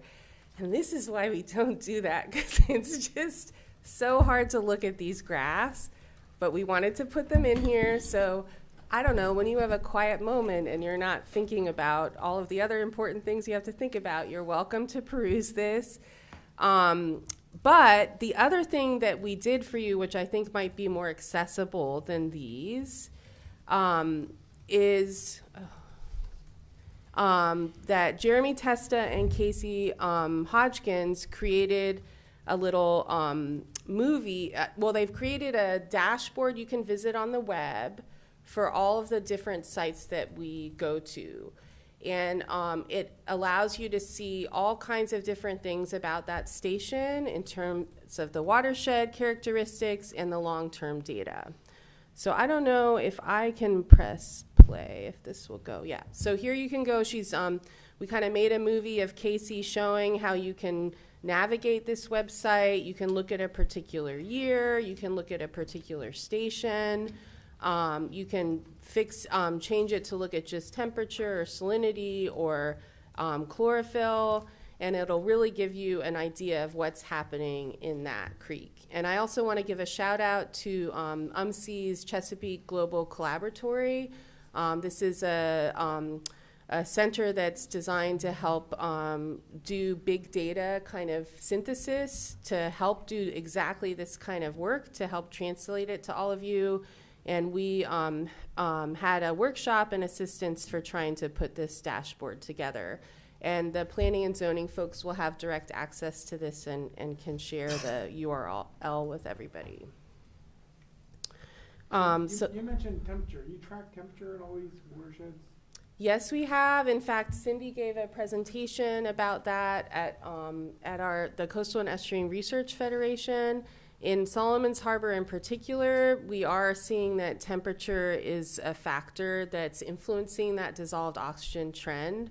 So hot water holds less dissolved oxygen than cold water. It's called Boyle's Law. It's a chemical law. And so that means as the waters get warmer, they also just have less capacity to hold dissolved oxygen. So as folks trying to manage the pollution in the bay, it means that when the waters are warming at the same time that we're polluting with nitrogen, we end up having to deal with something we don't have as much control over at the local scale. And we may have to do even more restoration to compensate for that warmer water condition. Does the river get warmer? Yes, yeah. How much? I mean, is it a lot or how? So on average, over the whole year, I think we're at about 2.5 degrees Celsius. But I don't want to be quoted on that. That should be double checked. I wish Jeremy was here. If you go down to the lab, you can see our climate stripes where you can see the change in water temperature visually. And you'll see how like the whole right side of that is all red versus blue from when the record started. So it's been over 2 degrees Celsius, though. Because the fish species are changing in the river. Correct. We never had dolphins. Now we have dolphins. We're catching fish that you had to go to Florida to catch.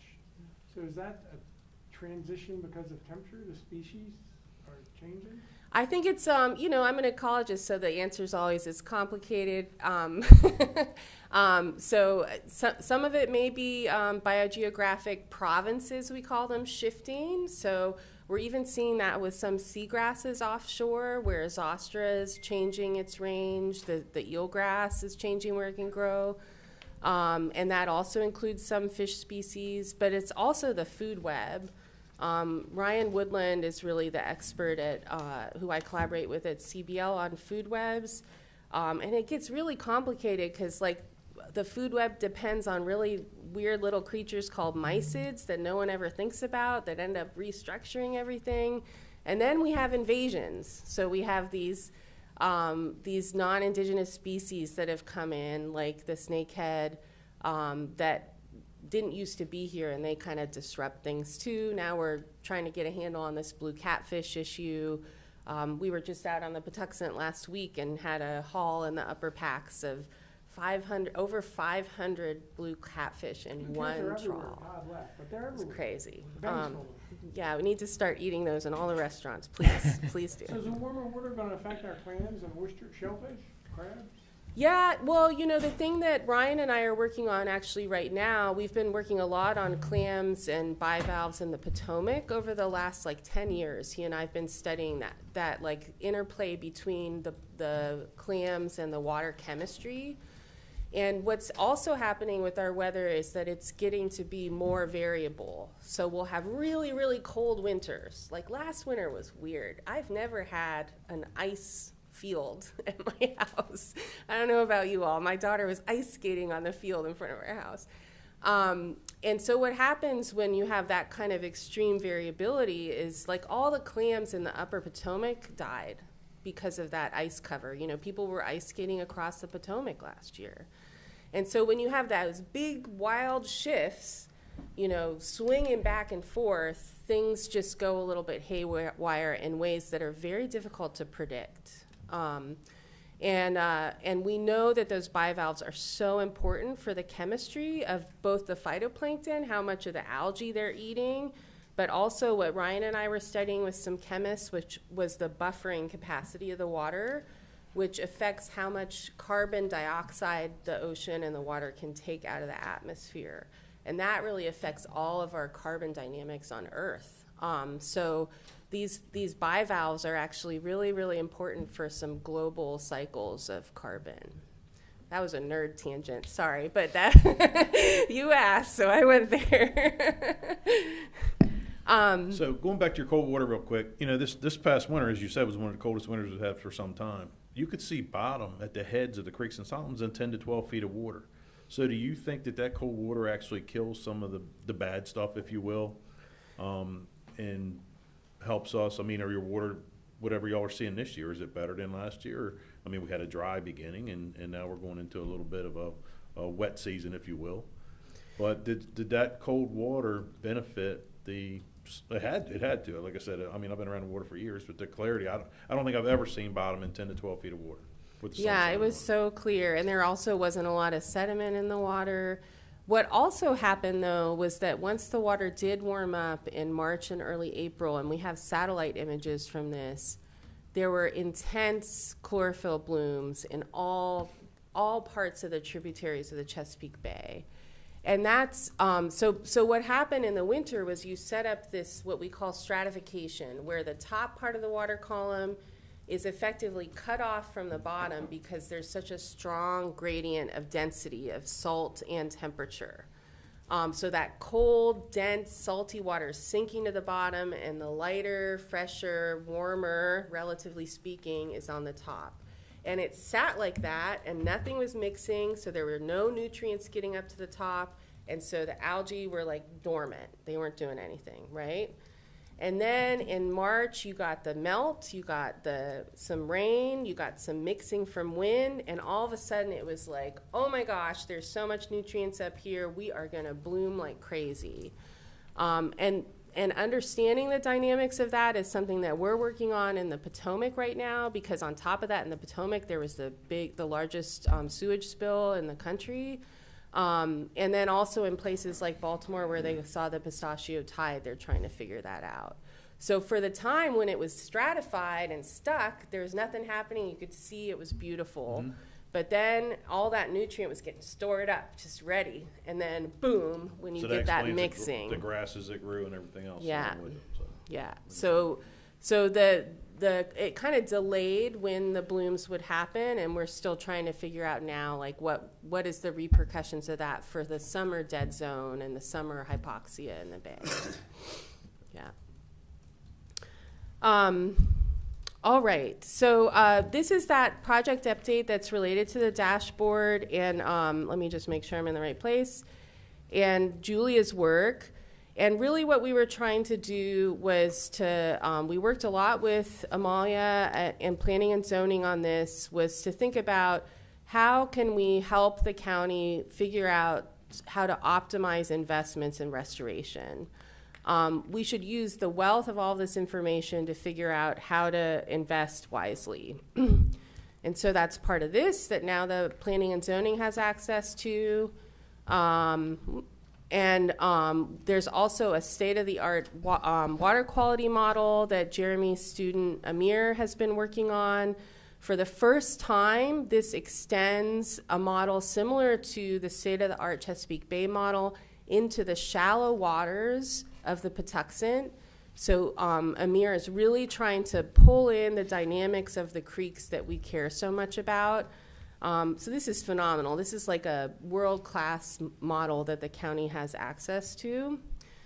And as a result of this, we can give you some very strong recommendations. So I think in the past, we've been like, keep doing the septics. Let's keep monitoring. We're going to one day crack this nut. But this summer, we have really strong recommendations. The first that Julia will be talking at her master's defense tomorrow is that we found an incredibly important significance for the tidal wetlands in impacting creek water quality in all of these small creeks where we go up and down the Patuxent and the Western Shore. And so we really recommend that the county invest time conserving, preserving, and restoring where possible. And restoration efforts may also have the dual impact of enhancing coastal resilience for our coastal communities that are dealing with a lot more flooding. So this is a different recommendation from we've had in the past, is really be thinking about those shorelines and preserving those tidal wetlands, encouraging living shorelines where possible around the coast, having as much wetland as you can. The next point, and I love farms, so I want us to think about this carefully, is that, and I know that agriculture is a big part of the cultural history of Calvert County. At the same time, watersheds that had agricultural land were strong indicators of poor water quality in the receiving waters. And I don't think we need to say there shouldn't be any farms, because I like to eat. I don't know about you, so we definitely need farms. But we need to maximize our efforts in these watersheds in particular, because anything downstream, there's opportunities to change hydrology, to mitigate hydrology, which is just the way the water flows across the watershed. There's opportunities for us to think about what we can do along the edges of the farms. And I would say that in addition to the septics in Mill Creek, any of our watersheds that have higher agricultural land use area should be areas we're thinking about investing any stream BMPs in particular. And then finally, we strongly recommend focusing of the septic system upgrades in the Mill, Plum, and Hungerford Creek systems, so that the grants that you have for the enhancements of septic systems, we would strongly recommend that not just the critical area, but these other watersheds be focal areas for planning and zoning and environmental health. And finally, I just want to give thanks to all the folks who participate in this. There's a big team of people who have volunteered and spent their time on this, and of course we thank the Board of County Commissioners for their continued support and hope we can keep working with you all into the future. That's it. This is off subject, but how is the Potomac River after all that sewage got dumped in it? Well, we're still working up the data, but it really was remarkable because we saw this huge pulse of organic material, raw, you know, it's organic raw sewage in the creek. And it took me back to, I did, and when I was doing my PhD in Rhode Island, I had to do a lot of work on the history of wastewater treatment plants in this country. And when we first had water quality problems in the United States in receiving waters, that started, the Clean Water Act really started because of what was happening in the Potomac. And the whole genesis of wastewater treatment started because of both public health and fish kills in the 1800s when we were urbanizing. And so what happened with that sewage spill is it's like we almost went back to the 1800s, where instead of having inorganic nutrients like ammonia or nitrate, things you would like fertilize a farm with, instead we had all organic stuff. And so what we're seeing and we suspect is happening is that the system is recycling that material more times than if it had been inorganic nutrients going into the system. And we saw a bloom happening in the upper Potomac that was closer to DC and earlier than any of the data we have for the Potomac. So there's always raw sewage coming out in DC because they have combined sewer systems, but this was just a big slug, and we think that there'll be a likely impact on the dead zone for this year. So hopefully it'll kind of recover over a year or so, but we're still trying to analyze this summer and see what happens into September to know the full impacts. The dead zone for the Potomac or the Bay too? That's a good question. We are measuring whether there will be export of the wastewater into the Potomac, but I don't have those data yet. 10 years ago, I did a study where we estimated how much wastewater from Blue Plains made its way into the main stem of the Bay, and I'm trying to repeat that study. So, but you have to do this really fussy chemistry with the isotopes, and I don't have the numbers yet. So we're trying to answer that. So one comment I have is I think the Environmental Health is working on scanning their documents. All right. And it would be interesting to see the conventional system versus the BAT system and how that money is paying off for us. Exactly. Because, you know, we're putting millions of dollars in them systems every year. So is it a helping or is it, you know, what's the science telling us? Yeah, and even before the numbers, you know, that's what I'm hoping, fingers crossed, the data we're seeing from the Mill Creek watershed, where it's starting to get a little bit better. That's where you've already invested so much of that is in the ranch estates and that Lusby region of the county. So we kind of need a few more years, and maybe a wet year would be the real test. I think I told you that last year. It's like, okay, we're doing fine, but it's been dry. Let's wait for the wet year, and really that'll tell us, that'll be the truth is in the, what's the saying, the pudding or whatever. So, yeah. And one more component of that would be the holding tanks also, because there's a lot of bay front communities that have holding tanks. So, you know, separate the three designation would be, you know, great information. Yeah, if there was a way for a GIS, you know, point file to be developed that had that kind of data for us to analyze, that would be beautiful. It would be amazing if it had like the type of septic for that parcel, the year it was installed. We would be able to do so much to interpret the investments for sure. Great. All right. Anybody else have anything? Just thank you so much. I know you guys put so much time and it's so detailed. Just hopefully we're trending the right way. You know, I know it's slow. Yeah. You know, but hopefully, I know it's baby steps, but hopefully it's moving that way. Yeah, well, I think you have a great soil conservation district team right now. I've been working a little bit with Ryan, and that also gives me hope. A lot of it has to do with the talent the county invests in for folks to think creatively and find ways to make make it work for us. So I hope that continues as well. I think it's a great group. Thank you. Well, thank you. We Thank appreciate you. the update. Thank you. Have a good day.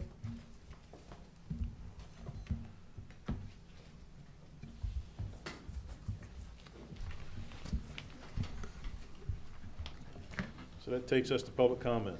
To maintain decorum, the Board of County Commissioners adheres to established procedural rules first adopted in 1989 and are applied in a viewpoint neutral way only to genuinely disruptive or threatening behavior. As an invited speaker addressing topics pertaining to county government, please observe the following guidelines.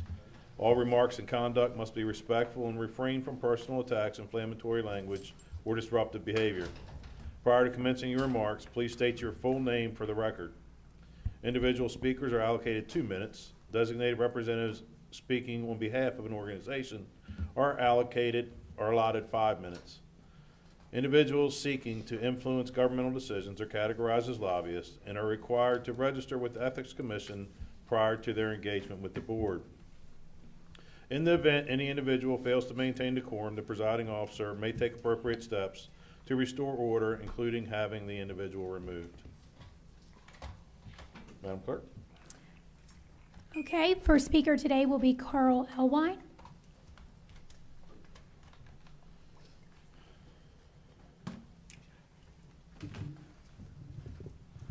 Carl Elwine, speaking as an individual from Camp Kenai Road. I believe everyone on the board acted sincerely in their decisions that invited the data center industry into Calvert County, but I also believe that process to bring data centers into Calvert County was driven by the data center industry and Constellation. The Board of County Commissioners relied on what they considered the best information presented at the time. Since then, all of us, the Board of County Commissioners, the planning and zoning staff, and the public have become aware of the full scope of the data center industry, the true impact of a mega data center would have on the county. There truly are risks and harms that are caused by data centers. Although the Amazon/Constellation concept plan for 8 mega data centers has been withdrawn, we should prepare for future submissions. Please vote yes for the moratorium August 18th to allow time to address potential health risks and quality of life matters. Thank you. Thank you. Thank you. Next speaker is Nancy Elwine.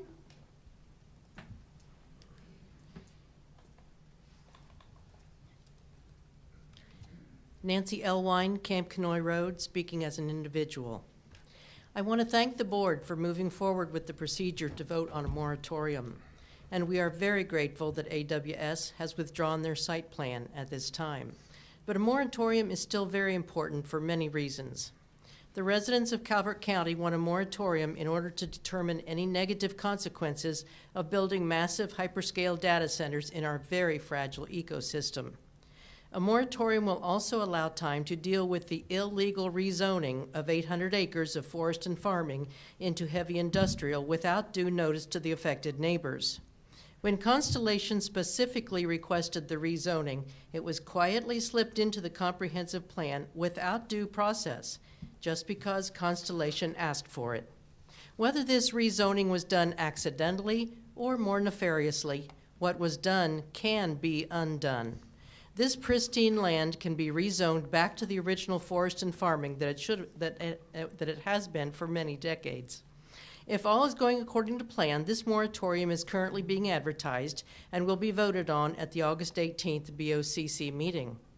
Now, 3 of you will not be sitting up there after December, so maybe you're thinking it doesn't matter how you vote on a moratorium.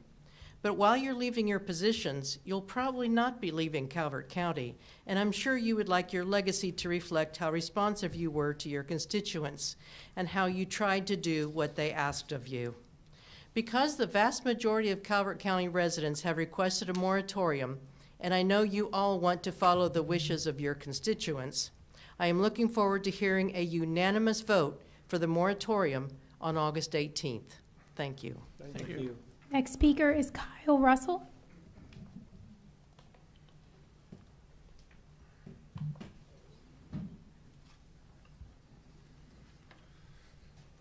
I'm Kyle Russell. I am representing the U.S. Vintage Model Yacht Group today. Before I address the local issues, I need you to understand who we are in the national community. The Solomon's Island Model Boat Club is a longstanding member of the U.S. Vintage Model Yacht Group, the national organization responsible for preserving America's historic model sailing classes. The U.S. Vintage Model Yacht Group's membership is overwhelmingly seniors, men and women in their 60s, 70s, and 80s with the normal disabilities and mobility limitations that come with age. These are craftsmen, retirees, and lifelong volunteers who keep maritime heritage alive because no one else will or can. The Solomon's Island Model Boat Club isn't just a participant in that national community, we are leaders. 3 of the U.S. Vintage Model Yacht Group's current national class secretaries come from our club. We are responsible for maintaining class rules, coordinating regattas, and preserving the history of vintage model yachting across the country. We are also a recognized member of the American Model Yacht Association, listed as AMY Club 90, connecting Calvert County to the largest model sailing organization in the United States. Calvert Marine Museum has hosted multiple U.S. Vintage Model Yacht Group national regattas, bringing competitors and tourism from across the country. SIMBIC had already begun planning to host another national regatta here, an event that would have once again put Calvert County on the national map for maritime heritage. Now that future is at risk. Internal emails show museum leadership discussing my removal, coordinating their statements, and even planning to ban our club from its traditional workplace, all before any investigation and before speaking to a single club member. Staff even warned each other that the volunteers might contact commissioners, meaning they anticipated backlash because they knew their actions were unjust. These communications make clear that the museum has been preparing to eliminate our club, not resolve problems.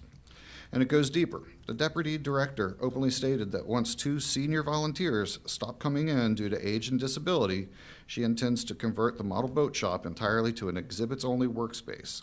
In other words, leadership is waiting out elderly volunteers, folks in their 80s who've given decades of service, so they can ban the club without facing a public backlash. All the while, the director is giving verbal assurance to those same volunteers that nothing will change. It's not just unethical, it's a deliberate strategy to erase volunteer community by attrition. I need to address something even more troubling in the director's own written statements. In her email, she described a senior volunteer, an elderly person, as someone who only comes in and sits and hands out religious materials, implying that their presence is a burden rather than a contribution. That alone is inappropriate and unprofessional. But the redacted portion of the same line is even worse. It contains medical information, which should never have been discussed, shared, or used as justification in limiting a volunteer's access. The fact that a county employee would put medical details into an internal email is not just improper, it shows a clear disregard for privacy, dignity, and basic ethical standards. No volunteer should ever have their medical condition used against them, and no county employer should be circulating that information in writing. And this is happening alongside the director's blatant disregard for ADA requirements. The director knowingly blocked an ADA access ramp used by volunteers. That decision doesn't just violate the federal law, it disproportionately harms the people who make up the U.S. Vintage Model Yacht Group and SIMBIC, seniors with mobility limitations, orthopedic issues, and age-related disabilities. SIMBIC is one of the last remaining communities who are actively preserving model yacht traditions in the Chesapeake. Traditions passed down from founders like Pepper Langley and other craftsmen who helped build the museum's reputation. For decades, our volunteers have taught children to sail models, built working replicas of skipjacks and bug-eyes, and restored historic models while keeping alive skills that would otherwise disappear. Some members have volunteered 4 to 5 days a week for 30 years. This is not a hobby, it's a living history. The museum was founded by community members, not administrators. Volunteers built its reputation, not bureaucracy. Yet today, instead of supporting us, leadership is restricting access, retaliating, and pushing out the very people who keep the museum alive. I'm asking the board to intervene, not quietly, not cautiously, but decisively, for the heritage of Calvert County. Protect the club. And let me be clear, squashing the trespass against me is the necessary first step. It's the foundation for restoring access, restoring trust, and restoring the volunteer program that the museum is dismantling piece by piece. To the 3 commissioners who are leaving the office soon, you have nothing to lose by doing the right thing. Cost you nothing, you're insulated from political fallout, insulated from pressure, and insulated from retaliation. You have the freedom to do it now, and you do it. Next person is Sylvia Batong.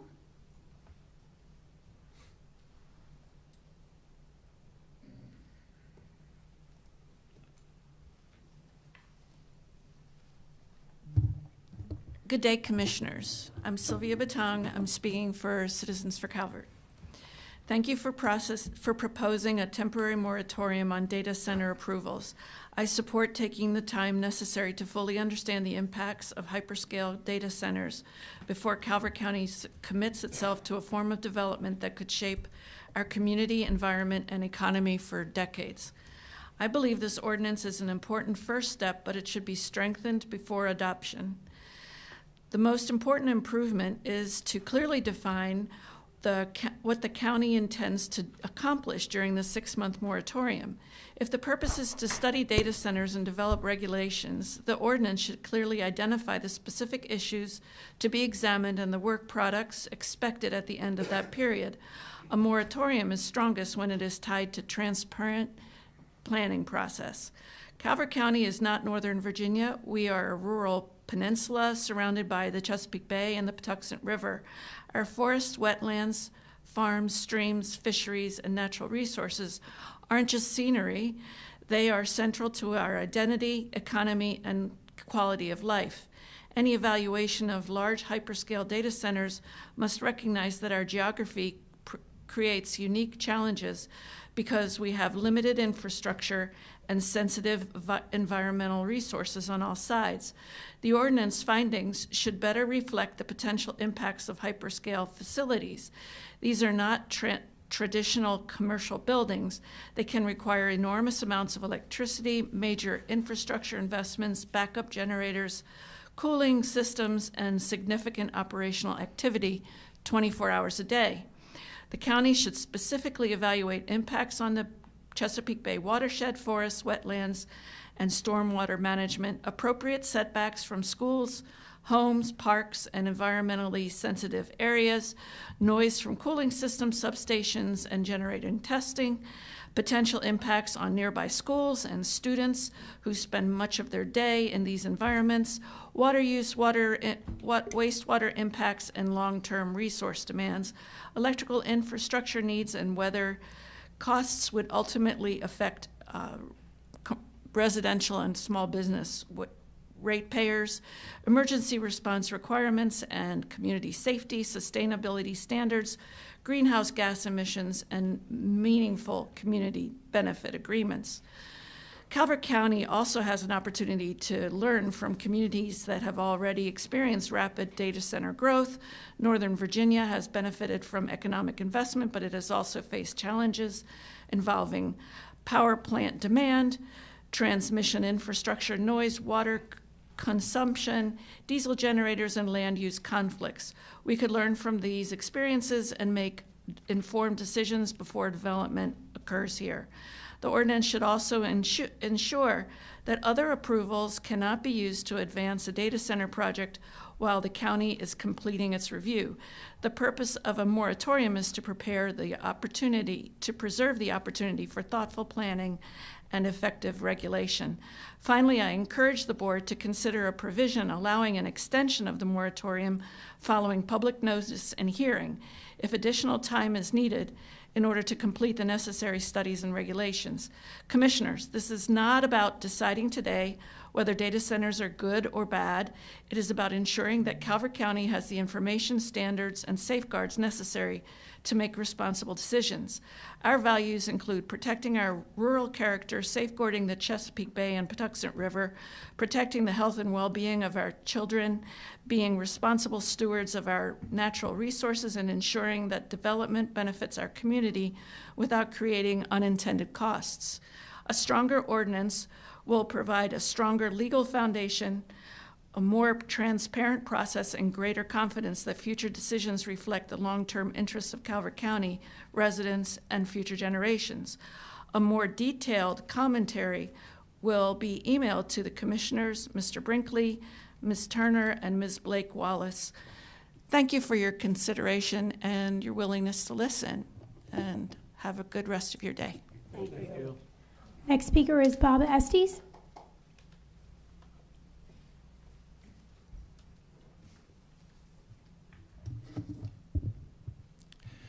My name is Bob Estes, and I'm going to do Friends of Hunting Creek, but I think it won't take that long. So I'm very thankful for the attention that you presented to the presentation today, and I think you now know why we've been making so much noise for so long.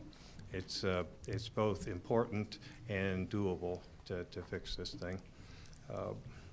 And I'd also like to let you know that all I need is a really long glove, and I can give you a tour anytime you like. Just let me know. You may have noticed I spent a lot of time there. But, also, I'm very pleased that the new rainfall table is soon to be in place. There's a real good chance of not running into problems with a poorly designed system that's designed to bad specifications. But, it's always a but, there may be a need for further, further increase in the table properties. That's perhaps still to be seen, but if it's necessary, it should be done and fairly soon. In addition, there are other modifications to the stormwater management features. There are a number of places, and you've seen a lot of the horror pictures that I've given you in the past. Specifically, one that's quite interesting is the northern, or the northern part of Prince Frederick Boulevard, where we have the pool and we've got some other things. You go and you look that, sure, they've got good projects, good things done, but they dump the water over onto a steep stream, steep slope, and consequently, guess what happens? It's really quite spectacular. I can show you that too if you like. And again, as I've often said, one cannot have a robust design without robust specifications and attention to real world detail. And real world meaning our world right here in Calvert. Thank you. Thank you. Next speaker is Johnny Gott. Afternoon.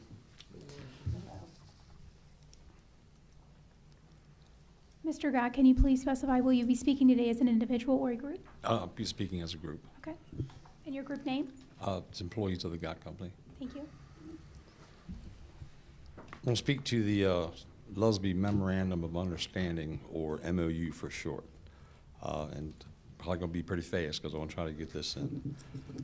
The misinformation on the MOU runs rampant. Everything from backroom deals to altering conspiracies. Here's the real story on the MOU. Back in 2004, I decided to donate to Calvert County and the people of Lusby the property for the Village Green, not the development of the Village Green, but the land for the Village Green and the Lusby Parkway, as they were both primary amenities of the new Lusby Town Center master plan. This donation was just shy of 5 acres of town center commercial property. The value of that property at that time was somewhere between $600,000 and $800,000. Today's value is somewhere between $1.5 to $2 million. We also built and paid for the Lusby Parkway itself and gave it to the county and the people of Lusby. The county did not spend one penny on Lusby Parkway. The only thing the MOU does is memorialize the agreement from my donation.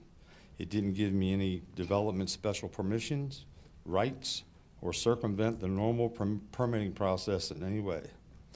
All references in the MOU to development approvals applied to the Lusby Center Shopping Center, which was going through the permitting process at that time. The MOU in paragraph 4 states that I would retain the residential density associated with the donated property and could apply it to the property which would become east of the Lusby Parkway once the parkway was built. Lusby Villas was not even thought of back then. The MOU has absolutely nothing to do with Lusby Villas. When I donated the land, I would have lost the residential density of those acres. In 2005, I didn't know if it would be in my lifetime, my children's lifetime, or if ever we would be building anything residential on that property. But I didn't want to give away the density along with the land. The density equates to 26 units. The MOU has absolutely nothing to do with the actual development of the Lusby Villas.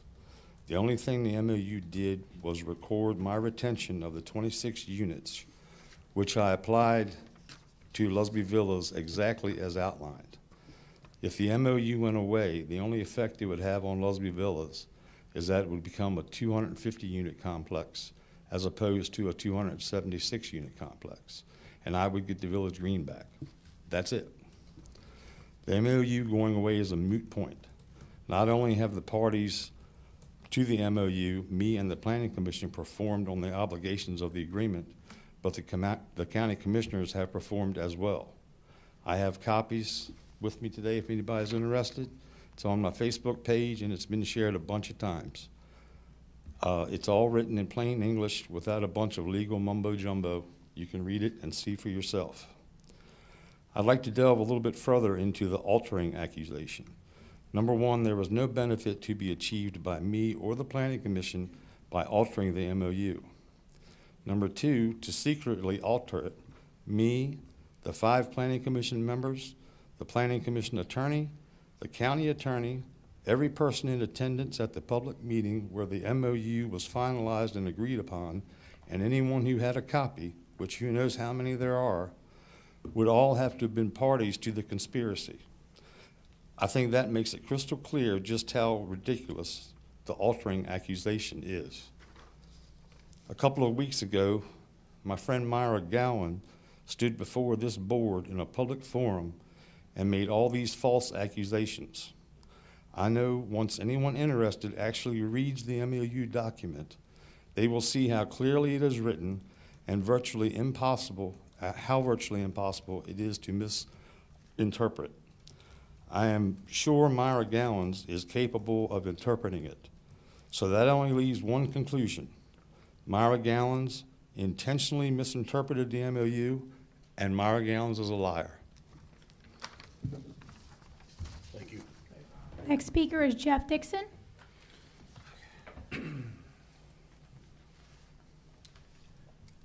Good afternoon. Good afternoon, Commissioners. My name is Jeff Dixon. I'll be representing myself. Today we're going to be talking about spot zoning. Spot zoning is illegal in Maryland when it is an arbitrary, done solely for a private owner's benefit, and goes against the local master or comprehensive plan. Changing it for Amazon or Telly is immoral. However, a targeted zoning change is legally valid if it serves a legitimate public purpose and fits the community's overall. These changes will never benefit our neighborhood. Do the right thing. Both locations need to be reset to the original comprehensive plan. I'm thankful that AWS has withdrawn. However, that doesn't mean they have quit. I would like to say something about the public notices. In the past, I've received postcards about the Dominion upgrade, the road closures, Little Cove Point intersection, and to the Lusby Apartments, and the Thomas Johnson Bridge. I think we need to get postcards sent to everybody in Calvert County because what's going on, not enough people are finding out. And also, please vote for the moratorium. Thank you very much. Thank you. Next speaker is Janet Wasaki.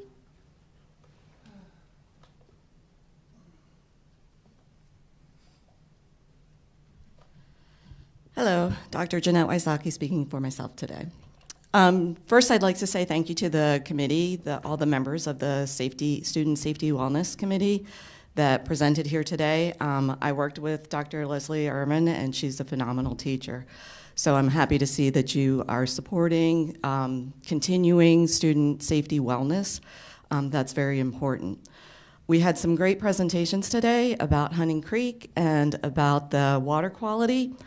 And I sat here listening to these three presentations and kind of wondering, why aren't we taking any amount of time to consider how data centers will affect our community? So yeah, we have a public hearing coming up. I really hope you vote for it, but why can't we take a year, 2 years to understand how these facilities will impact our community before we decide yes or no? Why can't we do that? The Student Safety Committee had 2 years, listening sessions, surveys. What have we done with our residents in Calvert County? Nothing. Why can't we do the same thing to understand how our community views this infrastructure that would make such a significant change? When the moratorium comes up, please strengthen it, please make it longer, please seat a public advisory committee to do the same thing that the Student Wellness Committee did. Isn't that the bare minimum that we can do for our future?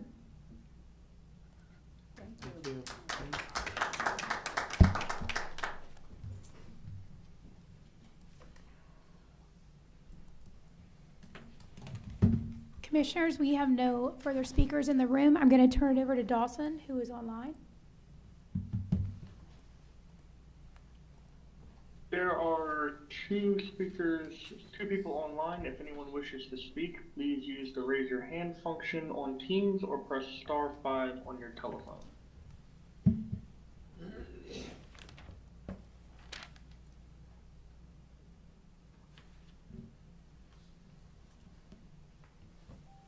Commissioners, there are no, my apologies. Caller ending in 4164, we are ready to receive your comments. Please state your name and address and whether you'll be speaking as an individual or as the designated representative of a group. Please press *6 to unmute yourself.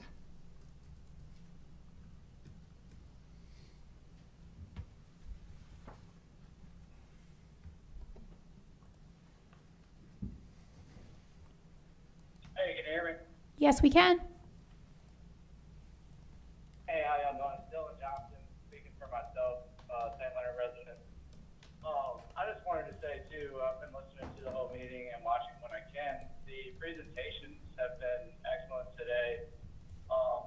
And much like Dr. Wysocki, I kind of look at it as the whole picture where, the student council committee, whatever their official name was, they had 2 years. They went out, they put in the groundwork, and they listened to everybody, and they factored that in.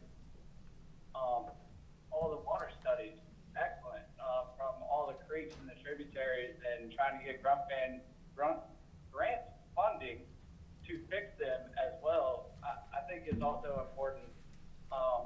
They kind of worked against each other a little bit in the sense of, if we take the water and dissipate it in the creeks and streams like it's designed to do, we're also then choking the water, getting back to the bay.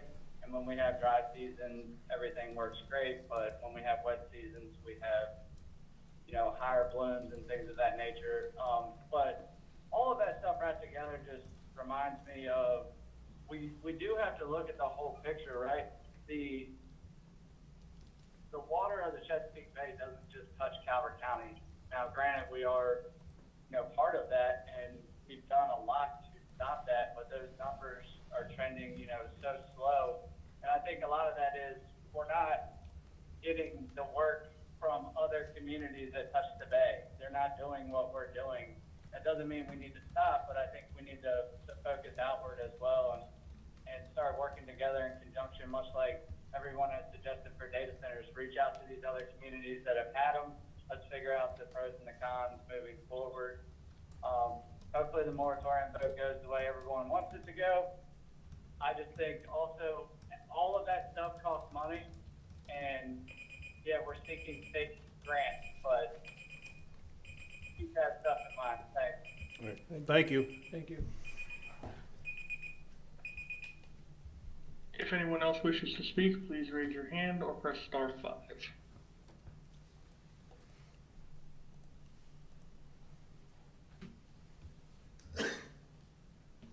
Commissioners, there are no other speakers at this time. All right, thank you. That takes us to commissioner reports. Commissioner Grasso. Okay. TS received a 2026 AI award in the project category. This recognizes the county's responsible approach to artificial intelligence. I attended the Cove Point Park Playground ribbon cutting. North Beach Volunteer Fire Department had a 100-year gala at the Rod and Reel this past Saturday. They're going to be having numerous activities the month of August. Go to their website to find out what they are and join them. I attended a 10-year anniversary at Peters United Methodist Church that honored Reverend Hicks and his First Lady, Sharnae Hicks. And also it was mentioned this morning that there was a pipe situation at Breezy Point and a downed tree, and staff just jumped right in and took care of it so people could exit the park, and I want to thank our staff for the great job that they did. Thank you. Mr. Haynes. So I attended the ribbon cutting at the playground down at Cove Point 2. Anybody in that area, you should go in there and check it out. It's over by the ball fields, and it's designed for kids of any ability to participate in. And as you all know, I'm a numbers guy. That little park costs $1.3 million. So go there and take a look at what $1.3 million gets you today. And I too attended the gala at Beach for the North Beach Fire Department. 100 years is quite an accomplishment for any volunteer organization, especially one that provides the services that they do to the community. And even today, the amount of service that they provide and volunteer. If you think back 100 years, all the families that have circulated through that firehouse to keep that thing going and provide that service is quite an accomplishment. And the last thing I'm going to say is, look, I'm going to support a moratorium. I don't care if it's 2 years, 3 years, 5 years, don't care. And what I am going to ask that at our next meeting we put on the agenda and we start the process to take data centers out of an allowed use for anywhere in Calvert County. Thank you. Have a good day. Thank you, sir. Commissioner Hart? Oh, thank you. So I was at the ribbon cutting for Cove Point Park as well. Being invited to the 100th year celebration North Beach Fire Department was very, very humbling to see all the history and to hear the stories from the members inside there of just the little things that you just don't know without talking to those folks. That was, well, an incredible experience of what they have done and are doing down there. And as was said tonight too, National Night Out, these communities coming out, put a lot of effort, a lot of work in it. They're really good things, especially in today's world of we're all on our phone all the time, to just go out and see your neighbors. It's a really great thing. It's something that we used to do because we didn't have phones. So we used to go out and see our neighbors. So they're all over the county, and we have a list, Katie, and, on the website. So give you all the different communities. I believe we're up to 12, something like that. I believe it's a big one this year. And I encourage everybody to go out and enjoy that and thank all of them. Thank you. Mr. Cox. Thank you, Mr. President. Please keep in your prayers this the Miller and the Rollins family who lost a loved one this week. And like Commissioner Hart said, tonight's National Night Out. Please take time and go to a community and talk to the citizens. And also tonight is Prince Frederick Volunteer Carnival starts tonight.